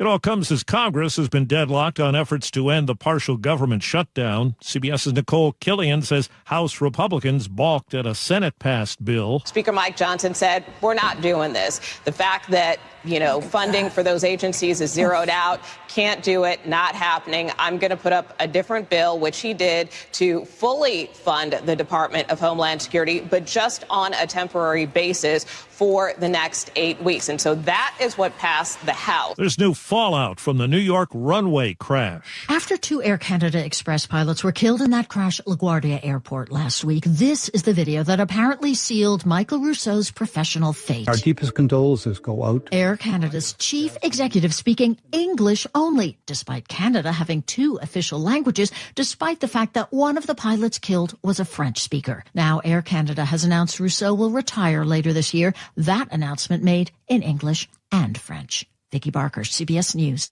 And checking Wall Street, right now the Dow is up 400 points. The S&P is up 35. This is CBS News. Every Sunday, moderator Margaret Brennan goes face-to-face with top leaders to make you better informed. Face the Nation, Sunday on CBS and streaming on Paramount+. It's 8:03 Monday morning. Chris Sullivan is at the traffic desk. We're getting better. It's going to take a little while, but I think we've kind of pushed our way through the dark clouds today. It's still very slow on eastbound 16, trying to get from Purdy down into Gig Harbor and then down across the Narrows and then past Cheney Stadium. We had very icy conditions this morning. We were put behind early when they had to close eastbound 16 across the Tacoma Narrows because of ice, and we're still dealing with icy conditions and still dealing with the heavy braking now through Purdy, but we're getting there. It'll just take a little bit longer to do so. We have just cleared the southbound I-5 crash that would put a car into the ditch right there in Fife, so the backup there is getting better. Going the other direction, Federal Way to Seattle, not bad at all, 45 minutes or less. Same travel time from Puyallup to Renton. Renton to Bellevue is only about a half an hour, actually a little bit under. And then coming down from the north end, it's about an hour and 15 minutes from Everett into Bellevue, with about 55 of those minutes from Linwood. I-5 is better. It's about an hour and 5 total from Everett down into Seattle, with about 42 of those minutes from Linwood. The Lake Bridges are still fine. KIRO Newsradio Real-Time Traffic, I'm Chris Sullivan.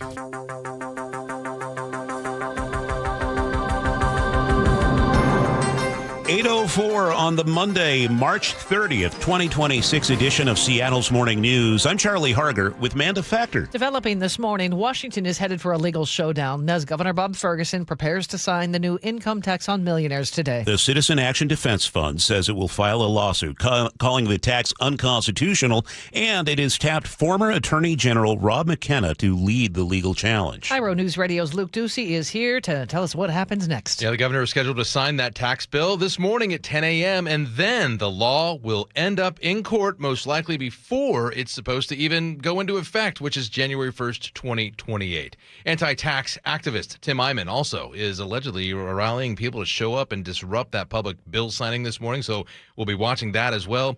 So the tax, in case you didn't know, taxes anyone's income over $1 million at a rate of 9.9%. Just a half hour ago, we spoke with Jackson Maynard with the Citizen Action Defense Fund. He says they are preparing a lawsuit to challenge that tax, and they plan on filing within a few days, calling the tax unconstitutional. The Constitution is really clear and has been clear as interpreted by case law for the last 100 years. That precedent stems from a 1933 Supreme Court ruling which struck down a graduated income tax, saying this new law would face the same fate. You can have an income tax in Washington state, but it has to meet certain requirements. It has to be uniform and it has to be capped at 1%. And the problem with the income tax that was passed by the legislature is it does neither of those things. The bill's sponsor, Democrat Senator Jamie Peterson, who will most likely be there this morning for that bill signing right by the side of the governor, has maintained that, look, this close to $3.5 billion of the tax would generate every year would pay for programs around the state, from school lunches to affordability issues like rent, food costs that are skyrocketing, and health care. This is a way of changing our direction so that our tax system is adequate to the needs that we face in the 21st century. Charlie, Amanda, one more thing. You have talked with Rob McKenna right here on Seattle's Morning News about this issue and how the tax could drive businesses out of the state, he said, and scare others away. This legislature has systematically dismantled Washington State's competitive advantages that have brought great companies here or inspired people to start their companies here, and all of that is going away now. So a lot packed into this. That's why we're packing a lot into our newscasts on this. There's so much to talk about.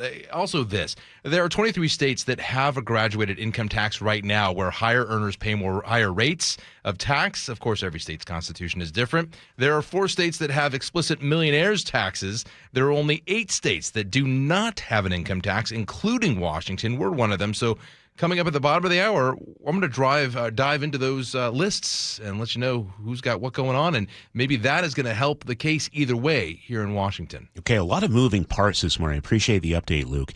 It's 8:07. A controversial new housing law is on the books in Washington now. Governor Ferguson signed House Bill 2266 on Friday. House Bill 2266 ensures that stepped housing can be built more quickly and predictably all across Washington state. It requires cities to allow permanent supportive housing in any residential zone.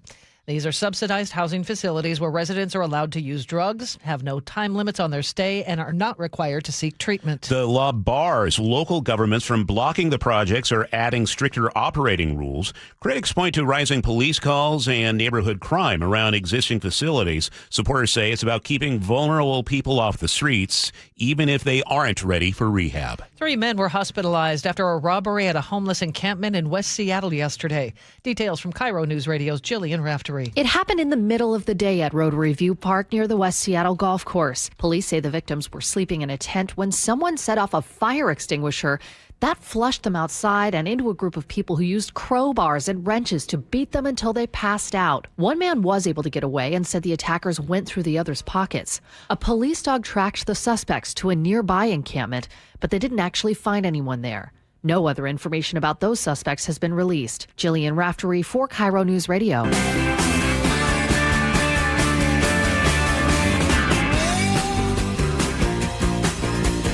Keeping you informed since 1974. This is the city's longest-running radio news show. Seattle's Morning News on KIRO News Radio. Well, Nick Krasha got Sully's attention. Yeah, you know, how many times do I say, I know Dory used to say it all the time, why don't we just play a little Freebird? Yep. And here we are playing a little Freebird on S&M Man. Did you hear him? Freedom, baby! Woo! Oh, yeah! Why you're scaring me. It's Seattle's Morning News. Bald Eagles. Yeah! It's Monday, March 30th. Budweiser. Woo! Glad to have you with us. We have a packed show in front of us today. CBS financial analyst Jill Schlesinger will talk to us about how to save money for college, especially, I don't know, if you have a high school senior in the family. Also, CBS military analyst Jeff McCausland joins us at 8:15. It's 8:09 here on Seattle's Morning News. Tens of thousands of people marched through the streets around the Northwest for the weekend's No Kings rally. Seattle's protest is estimated to have been at least 75,000 strong. The huge crowds waved signs were mostly peaceful as they made their way to Seattle Center, where several people spoke, including the Washington State Attorney General Nick Brown.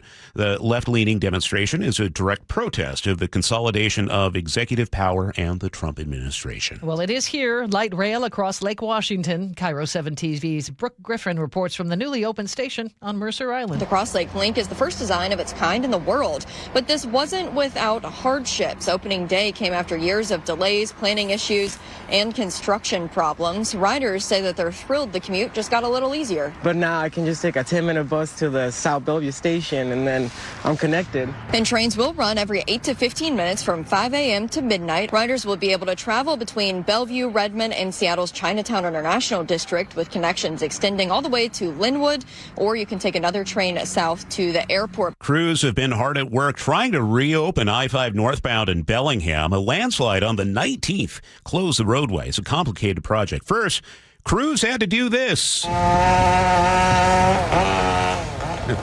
To remove trees and debris and get a look at the slide, make sure the hillside was stable enough. Then they had the crews climb the slope, install drill anchors to break boulders apart and retrieve them. I think one of the most talked about things from the ballpark over the weekend with the Mariners now back in action is the floating ferry. For sure. That you can load up with nachos or fish and chips or chicken tenders. Well, they cost $8 when you get them at the ballpark.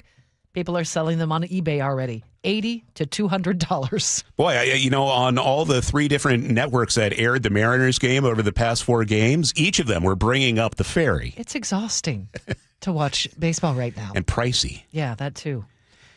Dramatic end-of-series comeback for the Mariners against the Cleveland Guardians. They won 8-0 last night, helped by Brendan Donovan's 3-run homer. Canzone walking down the third baseline. The pitch swung on, stroked, right field, hit well. DeLauder over at the track. He's at the wall. It is gone! Brendan Donovan strikes. Hoist the trident. Home run, Brendan Donovan, 3-run blast. The Mariners lead 4-0. So they're at 500 for the season. And I think Donnie can stay. What do you think? I think he should. I really would encourage that. Impressive start for him. Yeah, the Mariners take on the Yankees at home starting tonight at 6:40. It's 8:12 and time for a check on the weather. We're going to see the fog lifting. Here's more from KIRO 7's Nick Allard. A lot of cloud cover and fog this morning. That is all, though, going to lift. Just some fog and low clouds to start things off, and then I expect to see some sunshine increasing later today and into tonight. It's going to be a really nice day. But yes, again, you do have some fog and very cold weather early on.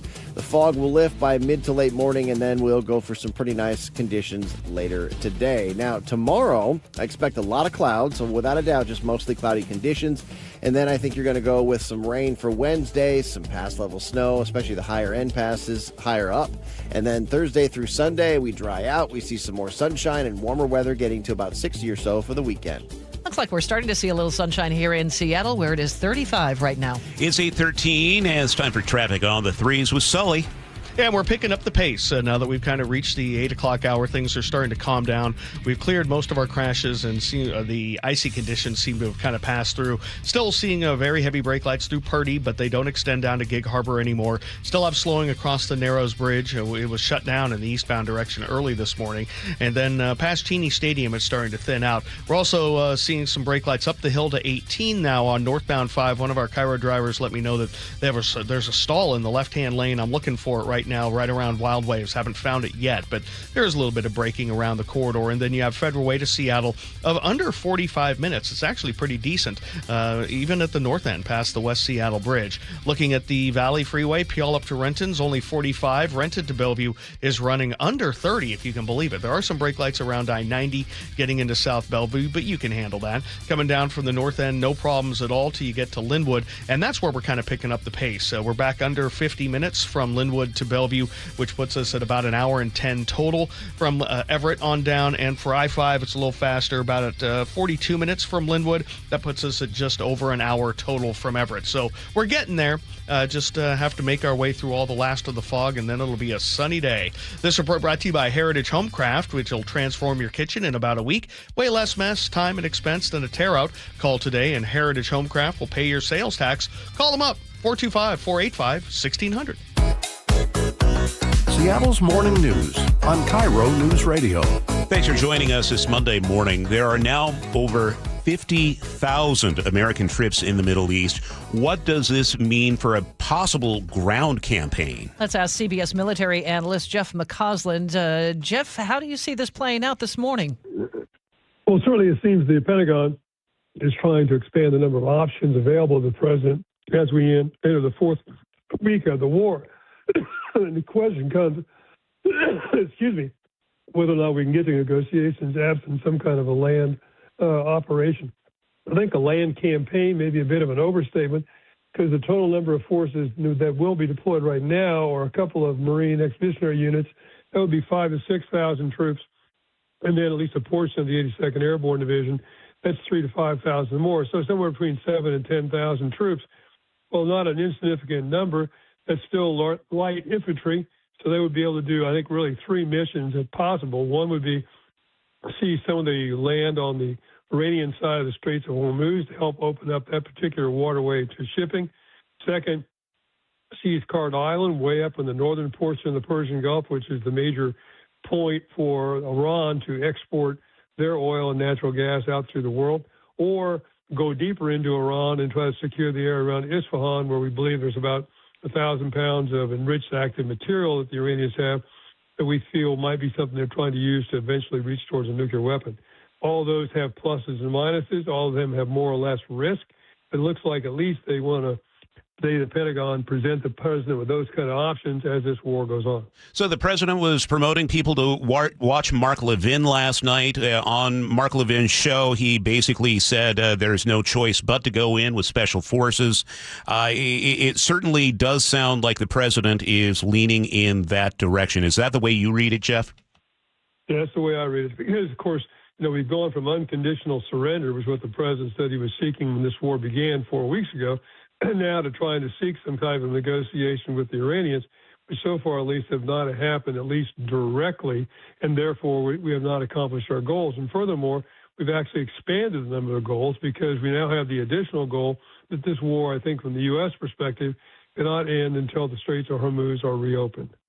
Just curious, my husband and I spent a lot of time talking about what's happening in the Middle East over the weekend, and he was drawing comparisons between what is happening with this war and what's happening between Russia and Ukraine. Do you see those similarities?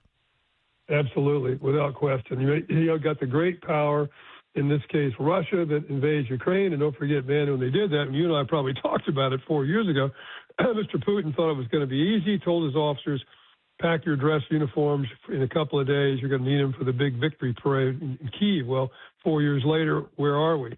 They're in an attrition war dominated by drones. Well, spin away down to the Middle East. I am pretty confident in my belief that Mr. Trump and his administration believed this war was going to be easy. There are reports he told some people that would last maybe 3 or 4 days. Now we're into 4 weeks. As I said, we've gone from unconditional surrender, and I've got to be directly involved in naming the new leadership to, gee whiz, let's negotiate with no particular end in sight. And again, drones play an enormous role in asymmetric warfare more broadly, as the Iranians have pretty effectively used those things, short-range missiles, perhaps naval mines, tie up one of the most important waterways for the world economy. Jeff, one of the objectives we're hearing about is for special forces to seize Iranian uranium, which, as I understand it, is basically in an underground bunker where special forces would go in there and try to retrieve like 1,000-pound containers of uranium. How difficult would this sort of military exercise be? This would be an amazingly complex operation.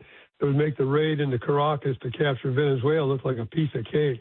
And again, to be a little bit nuanced, Charlie, it's not really special forces that phrase is used. We're talking special operations. We're talking Ranger Battalion.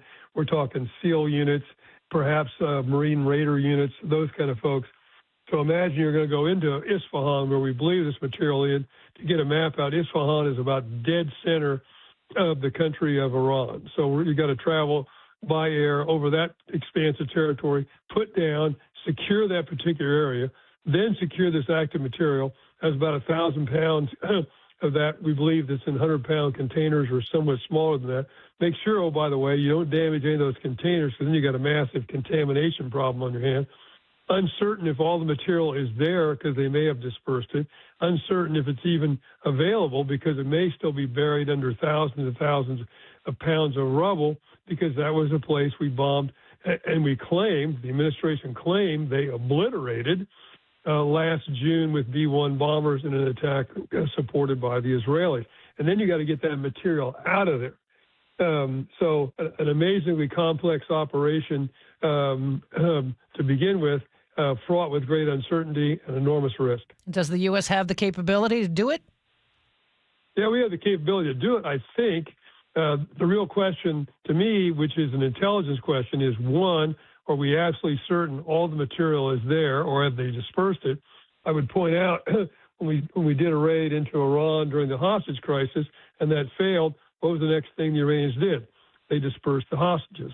So after we bombed that place last June, it seemed to me kind of unusual if the Iranians, for whatever reason, kept that material in one spot, if they still had access to it and didn't disperse at least part of it someplace else. So is it all there, number one?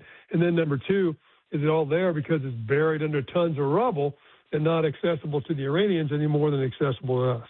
I've heard some people separate this into strategy and tactics. I'm curious, Jeff, how would you rate the tactical missions so far from the U.S. military, and how would you rate the overall strategy? Well, the tactics are what we've been talking about, and they are very, very complex, and it would be an unbelievably complex operation. You have to use either aircraft, land, but based on ranges. If it's that's the case, then you got to secure a runway someplace, or at least use C-130s that can go into tactical landing. So how do you figure all that out? The forces available to do that, the forces to extract, the forces are going to be over flight. They're going to provide close air support if things go wrong. All those things tactically have to be put in place. And then the second piece, of course, is the strategy. Well, from the standpoints of our goals for this war, one of those was to eliminate the possibility of Iran ever having a nuclear weapon. Seems to me we can't really walk away from this war and say we were successful if we don't secure this particular material, either through direct military intervention like this or through negotiations. Oh, by the way, the Iranians had offered to dilute this material down to far below what was required for a nuclear weapon and put it under International Atomic Energy Agency supervision as part of negotiations which were ongoing prior to the Trump administration ordering the attack. Jeff, we always appreciate you sharing your expertise with us. Thank you so much. CBS military analyst Jeff McCausland. Time to get a check on traffic every 10 minutes on the threes. Here's Sully. Hey, you know what would be a really good place to have a crash? No. There's no place. You don't know? What would be the absolute best place to have a crash? On the Ship Canal Bridge. Well, or how about in the Ship Canal construction zone, overall issue? Yeah, it would be southbound I-5 in Northgate, right where we have the forced merge already. We have a crash blocking the right-hand lane there, so Why are you saying that with such glee? Because people are stuck in it, and it's been a rough morning, and people are probably tired of me talking about this. But yeah, the new couple of minutes ago. So just plan on some delays, and what has made what was an okay drive really from Linwood into Seattle now kind of struggling a little bit. We're getting closer to 50 minutes to make it from Linwood down into Seattle, and about an hour and 10 from Everett. That kind of matches what we have on 405 now. Positive news, we're getting better through Gig Harbor on eastbound 16. Long-term issues there, a couple of crashes, a couple of stalls, a bunch of icy conditions, so spin-outs. Still have the heaviest braking kind of right around Purdy getting into the north end of Gig Harbor, and then around the the Narrows Bridge down past Cheney Stadium.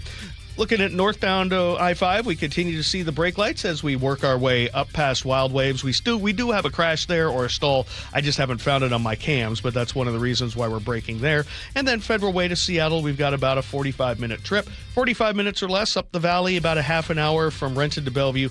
And across the lake, we are still doing really well. This report brought to you by Lake Washington Windows and Doors, now through March 31st. That's tomorrow. Lake Washington Windows and Doors is paying your sales tax, plus 0 down, 0 payments, 0 interest for 12 months. Visit lakewashingtonwindows.com. Well, if you're still stuck in the fog, don't worry. We'll all see mostly sunny skies eventually today, and just a really pretty afternoon. 52 the high. Tomorrow, the clouds are going to stick around, 58, and then here comes the rain again on Wednesday. We're looking for up to a half inch of rain Wednesday, so quite a wet day, 49 the high. Right now in Seattle, starting to see some peaks of sunshine. It's 35. We're just over 90 minutes away from the income tax on millionaires being signed into law. We'll check in with Luke Ducey for the latest here on Seattle's Morning News. Join the conversation and text your favorite show on the KIRO Newsradio text line at 888-973-KIRO. That's 888-973-5476. Powered by Muckleshoot Casino Resort. By texting 64,000, you agree to receive recurring automated marketing messages from Real Success. Message and data rates may apply. No purchase required. Terms apply. Available at ourrealsuccess.com. Do you want to learn how to make money flipping houses and acquiring rental properties right here in Seattle without using your own money? You'll learn to flip houses and secure rental properties in your spare time to get on track towards real wealth building. We're offering a handful of motivated individuals the opportunity to attend our workshop right here in Seattle for free. That's right, we'll give you 2 free tickets when you text INVEST to 64,000. Seattle is the perfect market to flip houses and build rental income. Don't miss this opportunity. Come to a complimentary live 2-hour workshop next week right here in Seattle and learn how to start making money flipping homes and building long-term wealth with rental properties. To get 2 free tickets, text INVEST to 64,000. Text in the next 10 minutes and registrants will also receive a free copy of our Funding for Deals guide. Text INVEST to 64,000 for 2 complimentary tickets. Text INVEST to 64,000. Hey, it's John Curley with Dr. Kopstein from K2 Vision RLE. Doc, I heard that 50% of Americans have their lenses replaced by the time they're 75. That's exactly right, John. As we near 50, our eye's natural lens starts to become dysfunctional. If you've now added readers to your need for glasses and contacts, it's a sign the quality and function of your natural lens is fading, and it's a steady decline towards cataracts. Don't go another 20 plus years with poor vision, hassling with contacts and readers. Do what I did. Choose a quick, painless refractive lens exchange from K2 Vision RLE and start enjoying great vision now. Our new lens technology is truly amazing. After replacing over 100,000 lenses, we have the experience to guide each patient to their best solution, even if that's recommending you wait a little while before RLE. K2 Vision RLE can restore distance and near vision permanently, plus never develop a cataract. Read the reviews and schedule a free Zoom consultation now at k2visionrle.com. Gold demand is skyrocketing to record highs. As more Americans rush to preserve their savings, will there be enough gold? I'm Dr. Ron Paul, and I believe physical gold is the only way to truly protect your 401k or IRA savings. Gold offers tangible security that can't be tracked, stolen, or inflated. That's why I strongly advocate for gold IRAs. To learn more, text the word SECURE to 989898 now. Birch Gold Group will send you a free info kit on gold IRAs. Birch Gold is the only gold company I trust, and their thousands of great reviews prove I'm not alone. So don't wait another second. Protect your retirement savings today and see how easy it is to move your IRA or 401k into physical precious metals. Text SECURE to the number 989898 for your free gold IRA info kit. Again, SECURE to 989898. Message and data rates may apply. Spring is the perfect time to make improvements that protect and add value to your home. Hi, Justin Shirley, CEO of State Roofing and Exteriors. For decades, homeowners across the Pacific Northwest have trusted our team for roofing, siding, windows, and custom decking. This spring, save up to $3,000, or qualified homeowners can take advantage of 0 down, 0 payments, and 0 interest up to 24 months. Call 866-ROOF-ROOF or visit stateroofing.com today to schedule your free estimate. The stock market was on fire in 2025 due to AI and tech stocks. Now is the time to set a strategy for 2026. It's a good opportunity to lock in those gains and invest into a stable platform. With $8 trillion in cash sitting on the sidelines, investors are either scared or unsure where to go.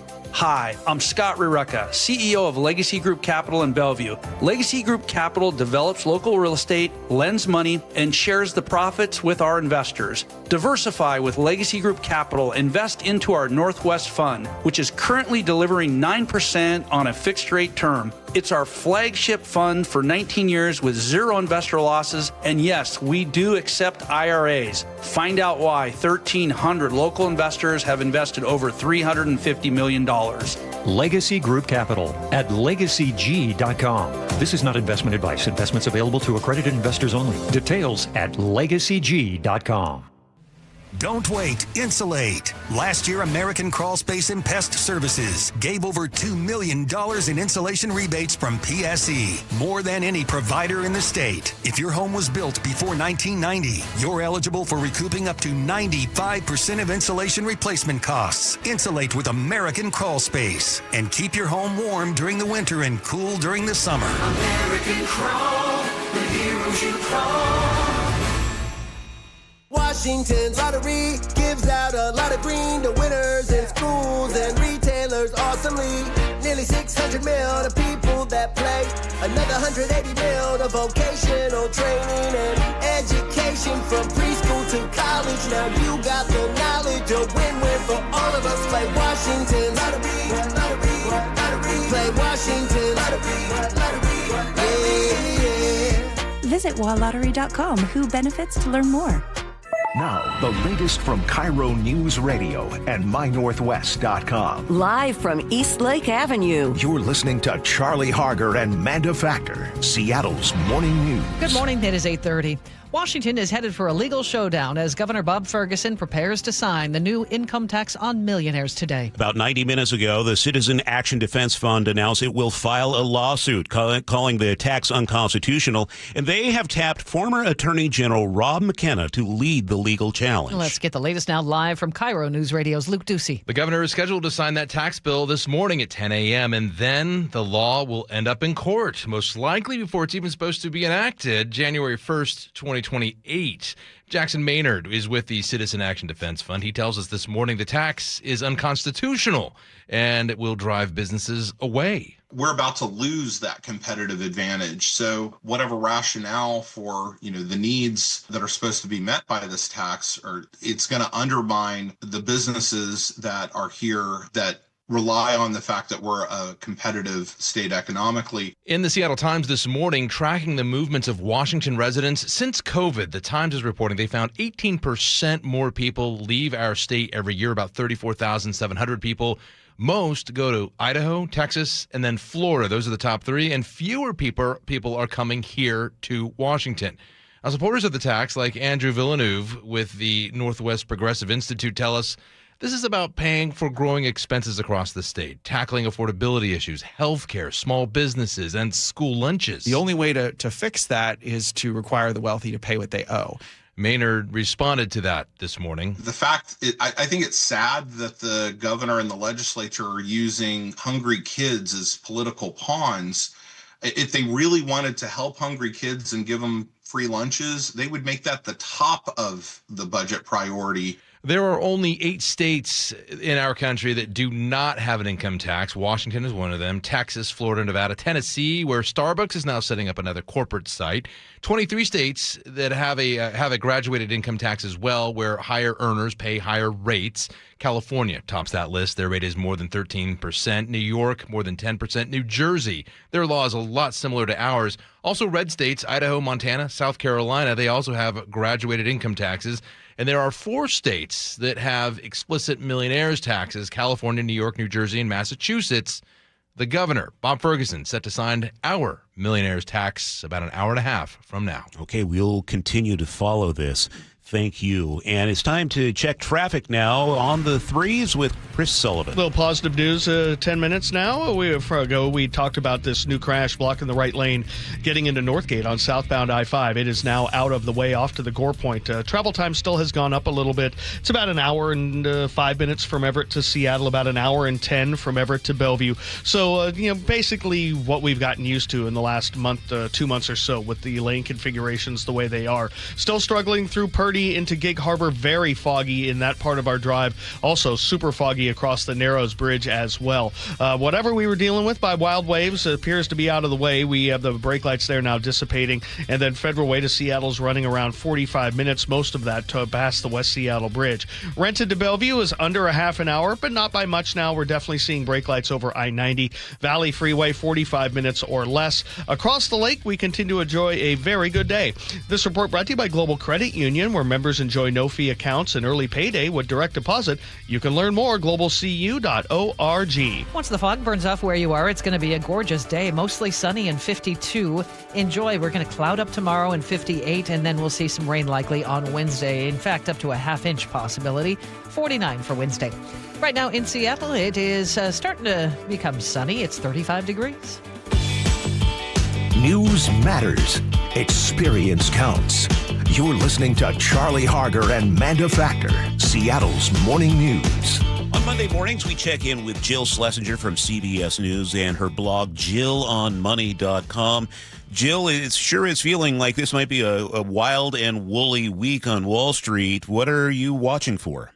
It is going to be obviously a week that is dominated by the headlines from the war. Yeah. And I think that I just want to reiterate to everyone, I know we've talked about this about a million times, but it is very difficult to react to those headlines in real time. So I would very much encourage people to take a breath, not do anything. You're going to feel anxiety when you see ups and you see downs. You're going to feel like one day it's over, one day it's not. It's okay. But what I hope you're not doing is messing around with your retirement account because of that. So that's number one. Number two, we're going to get a jobs report out on Friday. And the interesting thing about that report in and of itself, which is always interesting, is that the stock market and financial markets in the U.S. and mostly around the world will be closed for Good Friday. So whatever the reaction is, you'll have to wait till Monday for that reaction when it comes to the markets. Are you surprised by how reactive the market is to basically every post on Truth Social? Is this unusual to have someone so reactive to the president?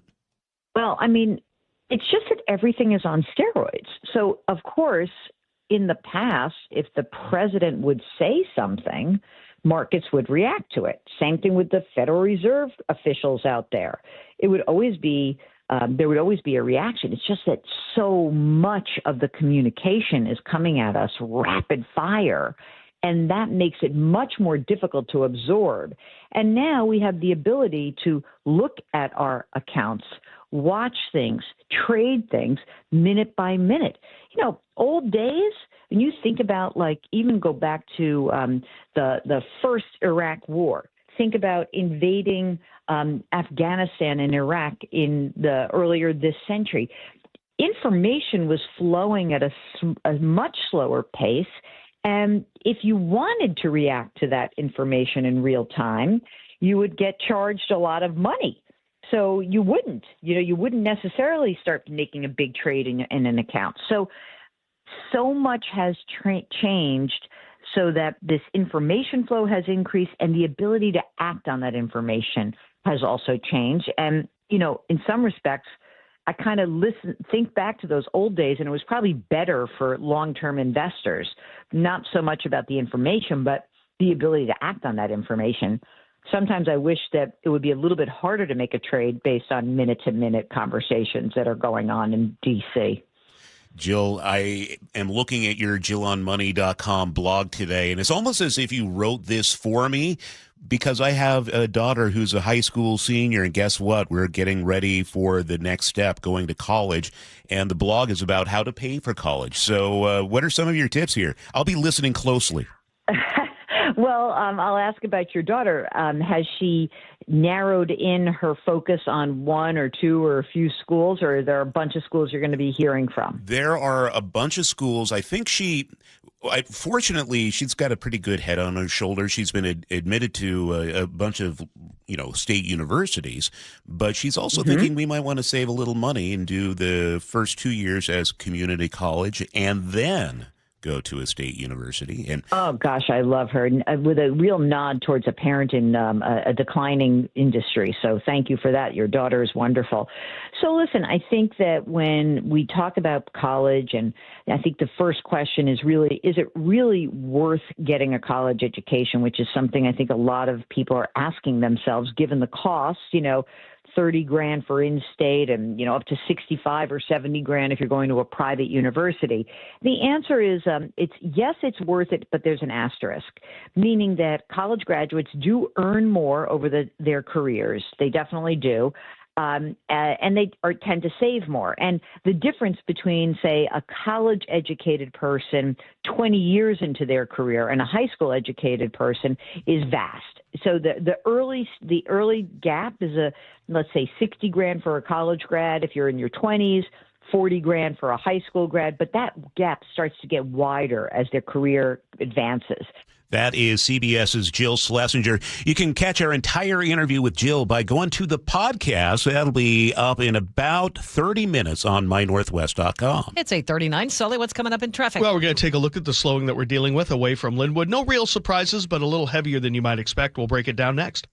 Local news from local voices you trust. Flights out of Joint Base Lewis McChord. KIRO News Radio. Questions about whether the Pentagon is deploying special forces to the Middle East. The news you depend on. Gas prices up 25 cents in the last week. Conversation. Then all of a sudden, Trump comes out, hey, we're having productive talks. And your Super Bowl champion Seahawks. Touchdown, Seahawks! KIRO News Radio 97.3 FM. Streaming everywhere on the KIRO Newsradio app. This is the story of the one. As a procurement manager for a hospital system, she keeps every facility in her network stocked and ready. That's why she counts on Grainger to be her single source for thousands of products, from disinfectants to lighting, air filters, and more. And with fast, dependable delivery, Grainger helps her keep every facility stocked, safe, and running smoothly. Call 1-800-GRAINGER, click Grainger.com, or just stop by. Grainger, for the ones who get it done. You could file your taxes on a basic free service, which is fine. But are you okay with fine? Because when it's your money on the line, do you really want to guess if you missed a credit or hope the math is right? Get the confidence of TurboTax for free right on the Intuit Credit Karma app. Free Fed and free state for simple 1040s only. Around 37% of filers qualify. See details at turbotax.com/free. No schedules except for EITC, CTC, student loan interest, and Schedule 1A. At Guardian Roofing, Gutters, and Insulation, we understand improving your home is an investment in your family, and we're here to help make it easier. With our flexible financing, keeping your family safe, comfortable, and dry has never been more affordable. For more than 20 years, Guardian has earned the trust of thousands of homeowners across the Pacific Northwest with a reputation for quality that lasts. So why wait? Start guarding your home today. Call or visit guardianroofing.com. You didn't work hard to watch your retirement unravel. You saved, you sacrificed, you built something meaningful for yourself and for your family. Hi, I'm elder law attorney Rajiv Nagaich. I've seen what happens when unexpected health events collide with traditional retirement plans. Savings that took decades to build drains away faster than anyone expected. At LifePoint Law, we help you build a life plan to help you protect your assets and way of life. If you are retired or thinking about retiring, now is the time to double-check your retirement plan. Retirement doesn't have to feel like a gamble. With straightforward planning and clear answers, LifePoint Law replaces fear with clarity, but only if you start now. Attend the next seminar this Saturday in Bothell, April 7th in Bremerton, the 9th in Olympia, or the 11th in Federal Way. Seats are limited. Sign up now at lifepointlaw.com. Visit lifepointlaw.com. It's 8:43. We check traffic on the threes for you with Sullivan at the traffic desk. And the crash that we've been talking about, Charlie, southbound I-5 as you work your way through Northgate, now off entirely off to the right-hand shoulder, so not causing a huge problem or additional problem. It's still really slow from 145th on down, but you've gotten used to that with the way the lane configurations are with the Ship Canal Bridge construction work. We're looking at a pretty good drive from Arlington all the way down to 145th. So if you're getting off at Shoreline, you're going to have a fine drive, or Mount Lake Terrace or Edmonds, yeah, it's going to be good, but you still have about 45 minutes to go from Linwood into Seattle, and that's about an hour and 5 all the way from Everett. Linwood to Bellevue, different story. It breaks through Canyon Park, down through Bothell. Not too bad in Totem Lake. Overall, probably 55 minutes from Linwood and about an hour and 10, hour and 15 maybe total out of Everett, but it's getting better. The tide has kind of turned there. The traffic is getting a little bit better. Rest of the map is clearing out as best it can. We still have eastbound slowing on 16 through Purdy. Getting into Gig Harbor, though, is not going to be bad. The Narrows isn't as bad as it could be now through the fog. 16, a little slow past Cheney Stadium. That's a little bit of fog, and of course, everyone trying to get where they need to by 9. Olympia to Tacoma, no problem. Federal Way to Seattle's only 45 minutes. That's actually really good. We might have a new crash on 99, though, northbound, right getting into the tunnel. I'll check into that, have more for you that on in 10 minutes. Renton to Bellevue, about a half an hour. Valley Freeway, about 45. The lake bridges are fine. This report brought to you by Lake Washington Windows and Doors, now through the 31st. Lake Washington Windows and Doors, paying your sales tax plus 0 down, 0 payment, 0 interest for 12 months. Visit lakewashingtonwindows.com. Our forecast, whatever fog you're seeing this morning will burn off fairly quickly, and then we'll see mostly sunny skies, a high of 52 for today. For tomorrow, mostly cloudy, but not any rain in the forecast for tomorrow. That waits until Wednesday. 58 on Tuesday, 49 on Wednesday, with up to a half inch of rain on Wednesday. That will bounce back on Thursday and dry out. Right now in Seattle, it's partly sunny and 35. Coming up, G. Scott joins us to talk Mariners. 2 up, 2 down, but we're still doing better than the Rockies. G will talk about that. Was that a jab at Paul Holden? Nice. That was. I think it was. G. Scott stops by next on Seattle's Morning News. This is the story of the one. As a procurement manager for a hospital system, she keeps every facility in her network stocked and ready. That's why she counts on Grainger to be her single source for thousands of products, from disinfectants to lighting, air filters, and more. And with fast, dependable delivery, Grainger helps her keep every facility stocked, safe, and running smoothly. Call 1-800-GRAINGER, click Grainger.com, or just stop by. Grainger, for the ones who get it done. Taxes was waiting on the refund you needed yesterday. All right, your car repair is going to run about $3,000. Now Taxes is getting back on the road with TurboTax and Credit Karma, where you can get your refund up to 5 days faster and get personalized guidance to take every dollar further. Now this is Taxes. Intuit Credit Karma with TurboTax. Deposit a federal refund into Credit Karma Money account and early submission of refund data by IRS required. Terms apply. Banking services provided by MVB Bank, Inc. Member FDIC. Credit Karma is not a bank. Do you get sinus infections, congestion, sinus pressure and pain, sinus headaches? You've gone to the doctor. You visit urgent care over and over again. And it's always the same thing, right? Oh, I know. Let's try antibiotics and some nasal sprays. But they just keep coming back. You may suffer with chronic sinus infections. The good news? Relief is possible. How? A minimally invasive procedure called the Sinusoft procedure, available only at the Modern Nose Clinic. Imagine a procedure so delicate there are no narcotics. Less cutting means less bleeding, so no packing, and no operating room. The Sinusoft procedure is designed for the clinic. If you suffer with chronic sinus infections, facial pain, pressure, and congestion, find out if the Sinusoft procedure, available only at the Modern Nose Clinic, is the solution for you. Call and set an appointment today. 206-388-2770. 206-388-2770. That's 206-388-2770. It's difficult to trust someone with your loved one's care. Aegis Living earns your trust every single day. Voted best senior living in Western Washington and ranked #1 senior living community in all of America by Seniorly. Aegis sets the standard for luxury assisted living and award-winning memory care. Resort-style comfort with state-of-the-art AI fall prevention, a staff who loves what they do, and your loved ones. Schedule a tour today at aegisliving.com/KIRO. That's AEGIS living.com/KIRO and get a special take-home gift. Aegis Living. This must be the place. Seattle's morning news. Hear it live, stream it online, watch the show, or catch the podcast anytime on mynorthwest.com. 8:48, and we are gearing up for G and Ursula coming up 9 to noon here on KIRO News Radio. Right. They're both here this morning, too. Hey, G. Scott, right. good morning. Hey, good morning, y'all. How y'all doing? Great. What does one do to gear up for the show? What does one do? Well, I do about 20 jumping jacks. I eat my oatmeal, and I take my vitamins. Good stuff. Hey, first of all, I got good news, and then I got some news, and I'm a little upset about some stuff I didn't tell. That seems unlike Mike. you. Yeah, I'm a little emotional about some things. First, Mariners season is on the way. Opening day was beautiful to be in the ballpark. Amazing folks. The expectations, the energy, it was all there. Great job. Didn't get the win, but that's okay. They finished the season. The opening series against the Cleveland Guardians, they went 2 for 2, 2-2 in that game, in that series. And so 1-2, lost 2, it's okay. They're going to be fine going forward. Here's my problem right now. The inconvenience of people being able to watch Mariners games is a joke. It is awful. The fact that on 3 different streams, so if you set up your mom or your grandma to watch Mariner baseball game, this is what happens. You set them up, you're like, hey, I'm going to pay for Mariners TV for you. Now, by the way, you can always listen right here to listen to these games here at KIRO. But you want to watch these games on Friday, you watched it on Apple TV.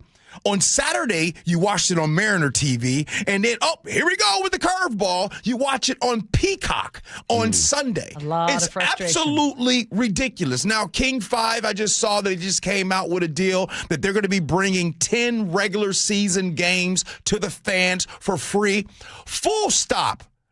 If you watch your local baseball team, it should be free. Period, point blank. Because what's happening is we're going into a world where already at the damn games, it costs a lot of money to go for people. So they can't go to football games these days because they're too expensive. Now you're going to make it too expensive to watch your local team? I've had enough of it. We need to stop this. Full stop. You guys want something to protest about and debate about? This right here. Because what's happening is in 15, 20 years, you'll have a lot of people like, oh, I don't watch sports. Sports is for the elite. And that's what it's become.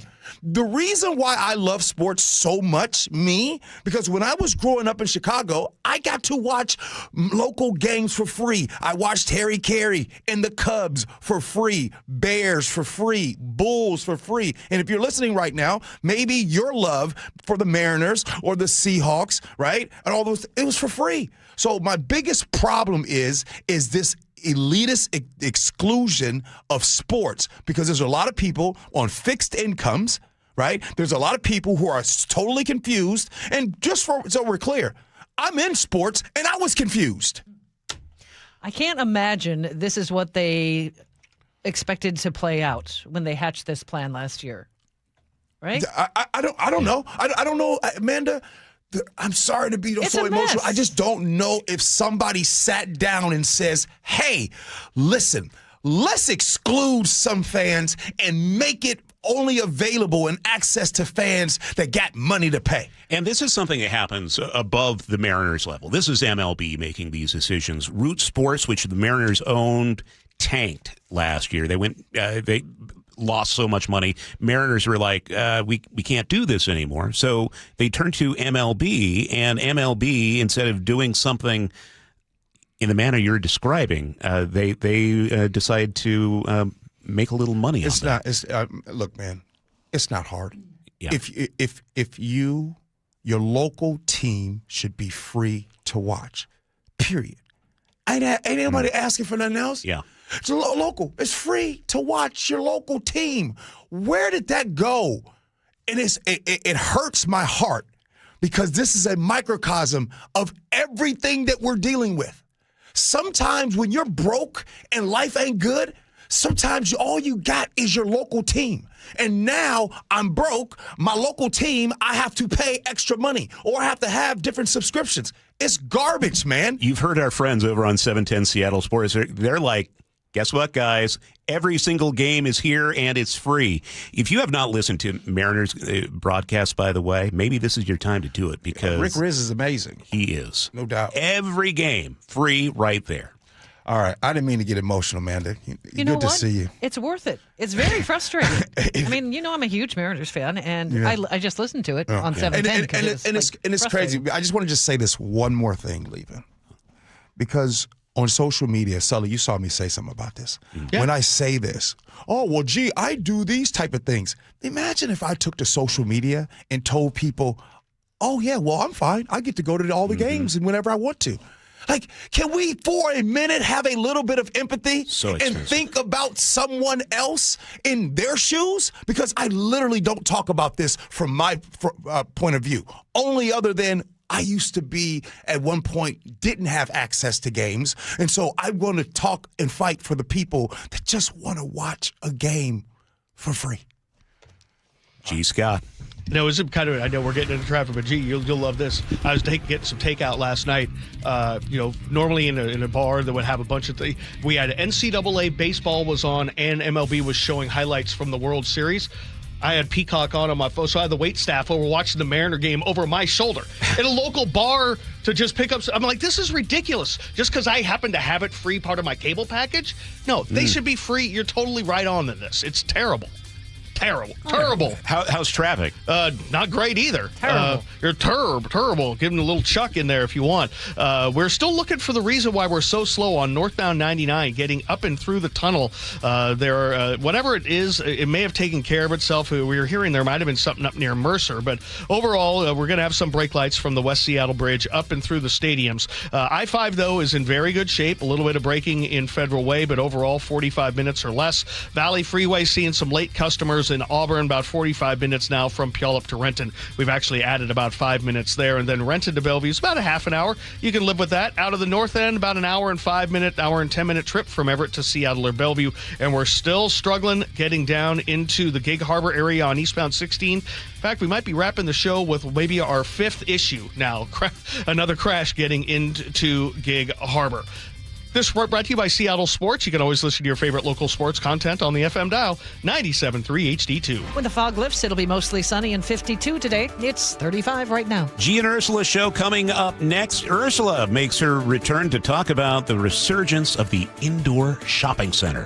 The NBA takes its biggest step yet to bringing the Sonics back to Seattle. The NBA Board of Governors has officially greenlit a deeper look at expansion to Seattle. KIRO Newsradio's Luke Ducey has been following this. Amanda, what a huge story for the city. Speculation is that it's going to be 28-29 that season. Stay plugged into the very latest at mynorthwest.com. I'm super excited for the jobs, the restaurants. And KIRO News Radio 97.3 FM. We are on a magic carpet ride!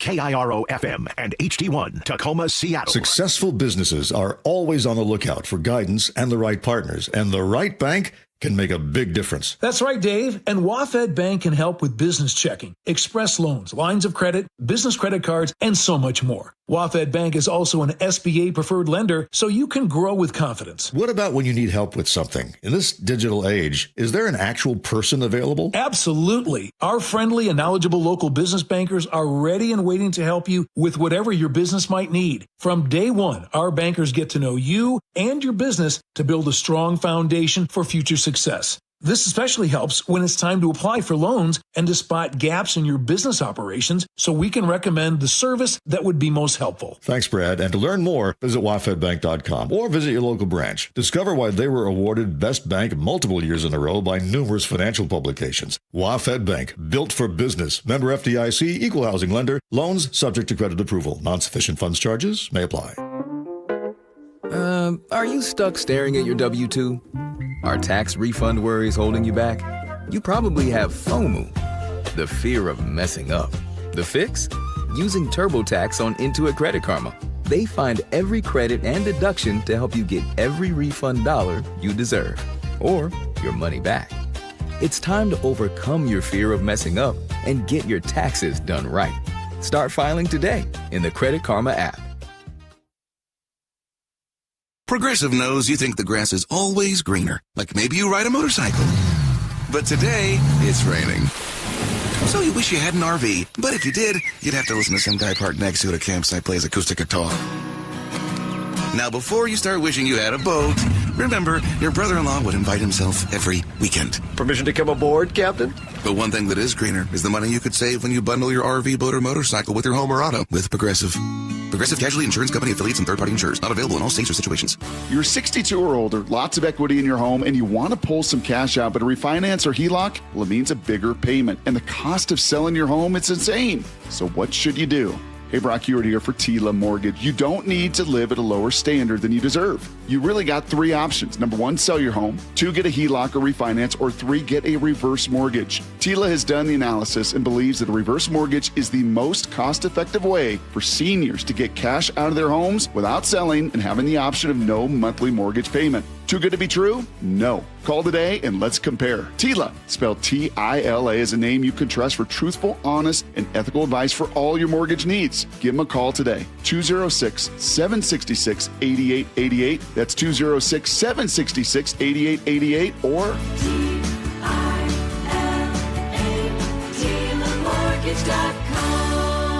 Insurance and property taxes are borrower's responsibility. Tila Mortgage LLC is a mortgage broker. NMLS 2472046. Every day across Washington, students stay after school for sports, clubs, and tutoring. Many do so on empty stomachs. Food insecurity is at crisis levels, threatening learning and performance. Safeway and the Champions of Change program, Nourishing Champions, offers grants for after-school meal programs. But the deadline is April 1st. Schools, please learn more and apply by April 1st at championsofchangefoundation.org and click Nourishing Champions. That's championsofchangefoundation.org and click Nourishing Champions. How does your roof look after this winter?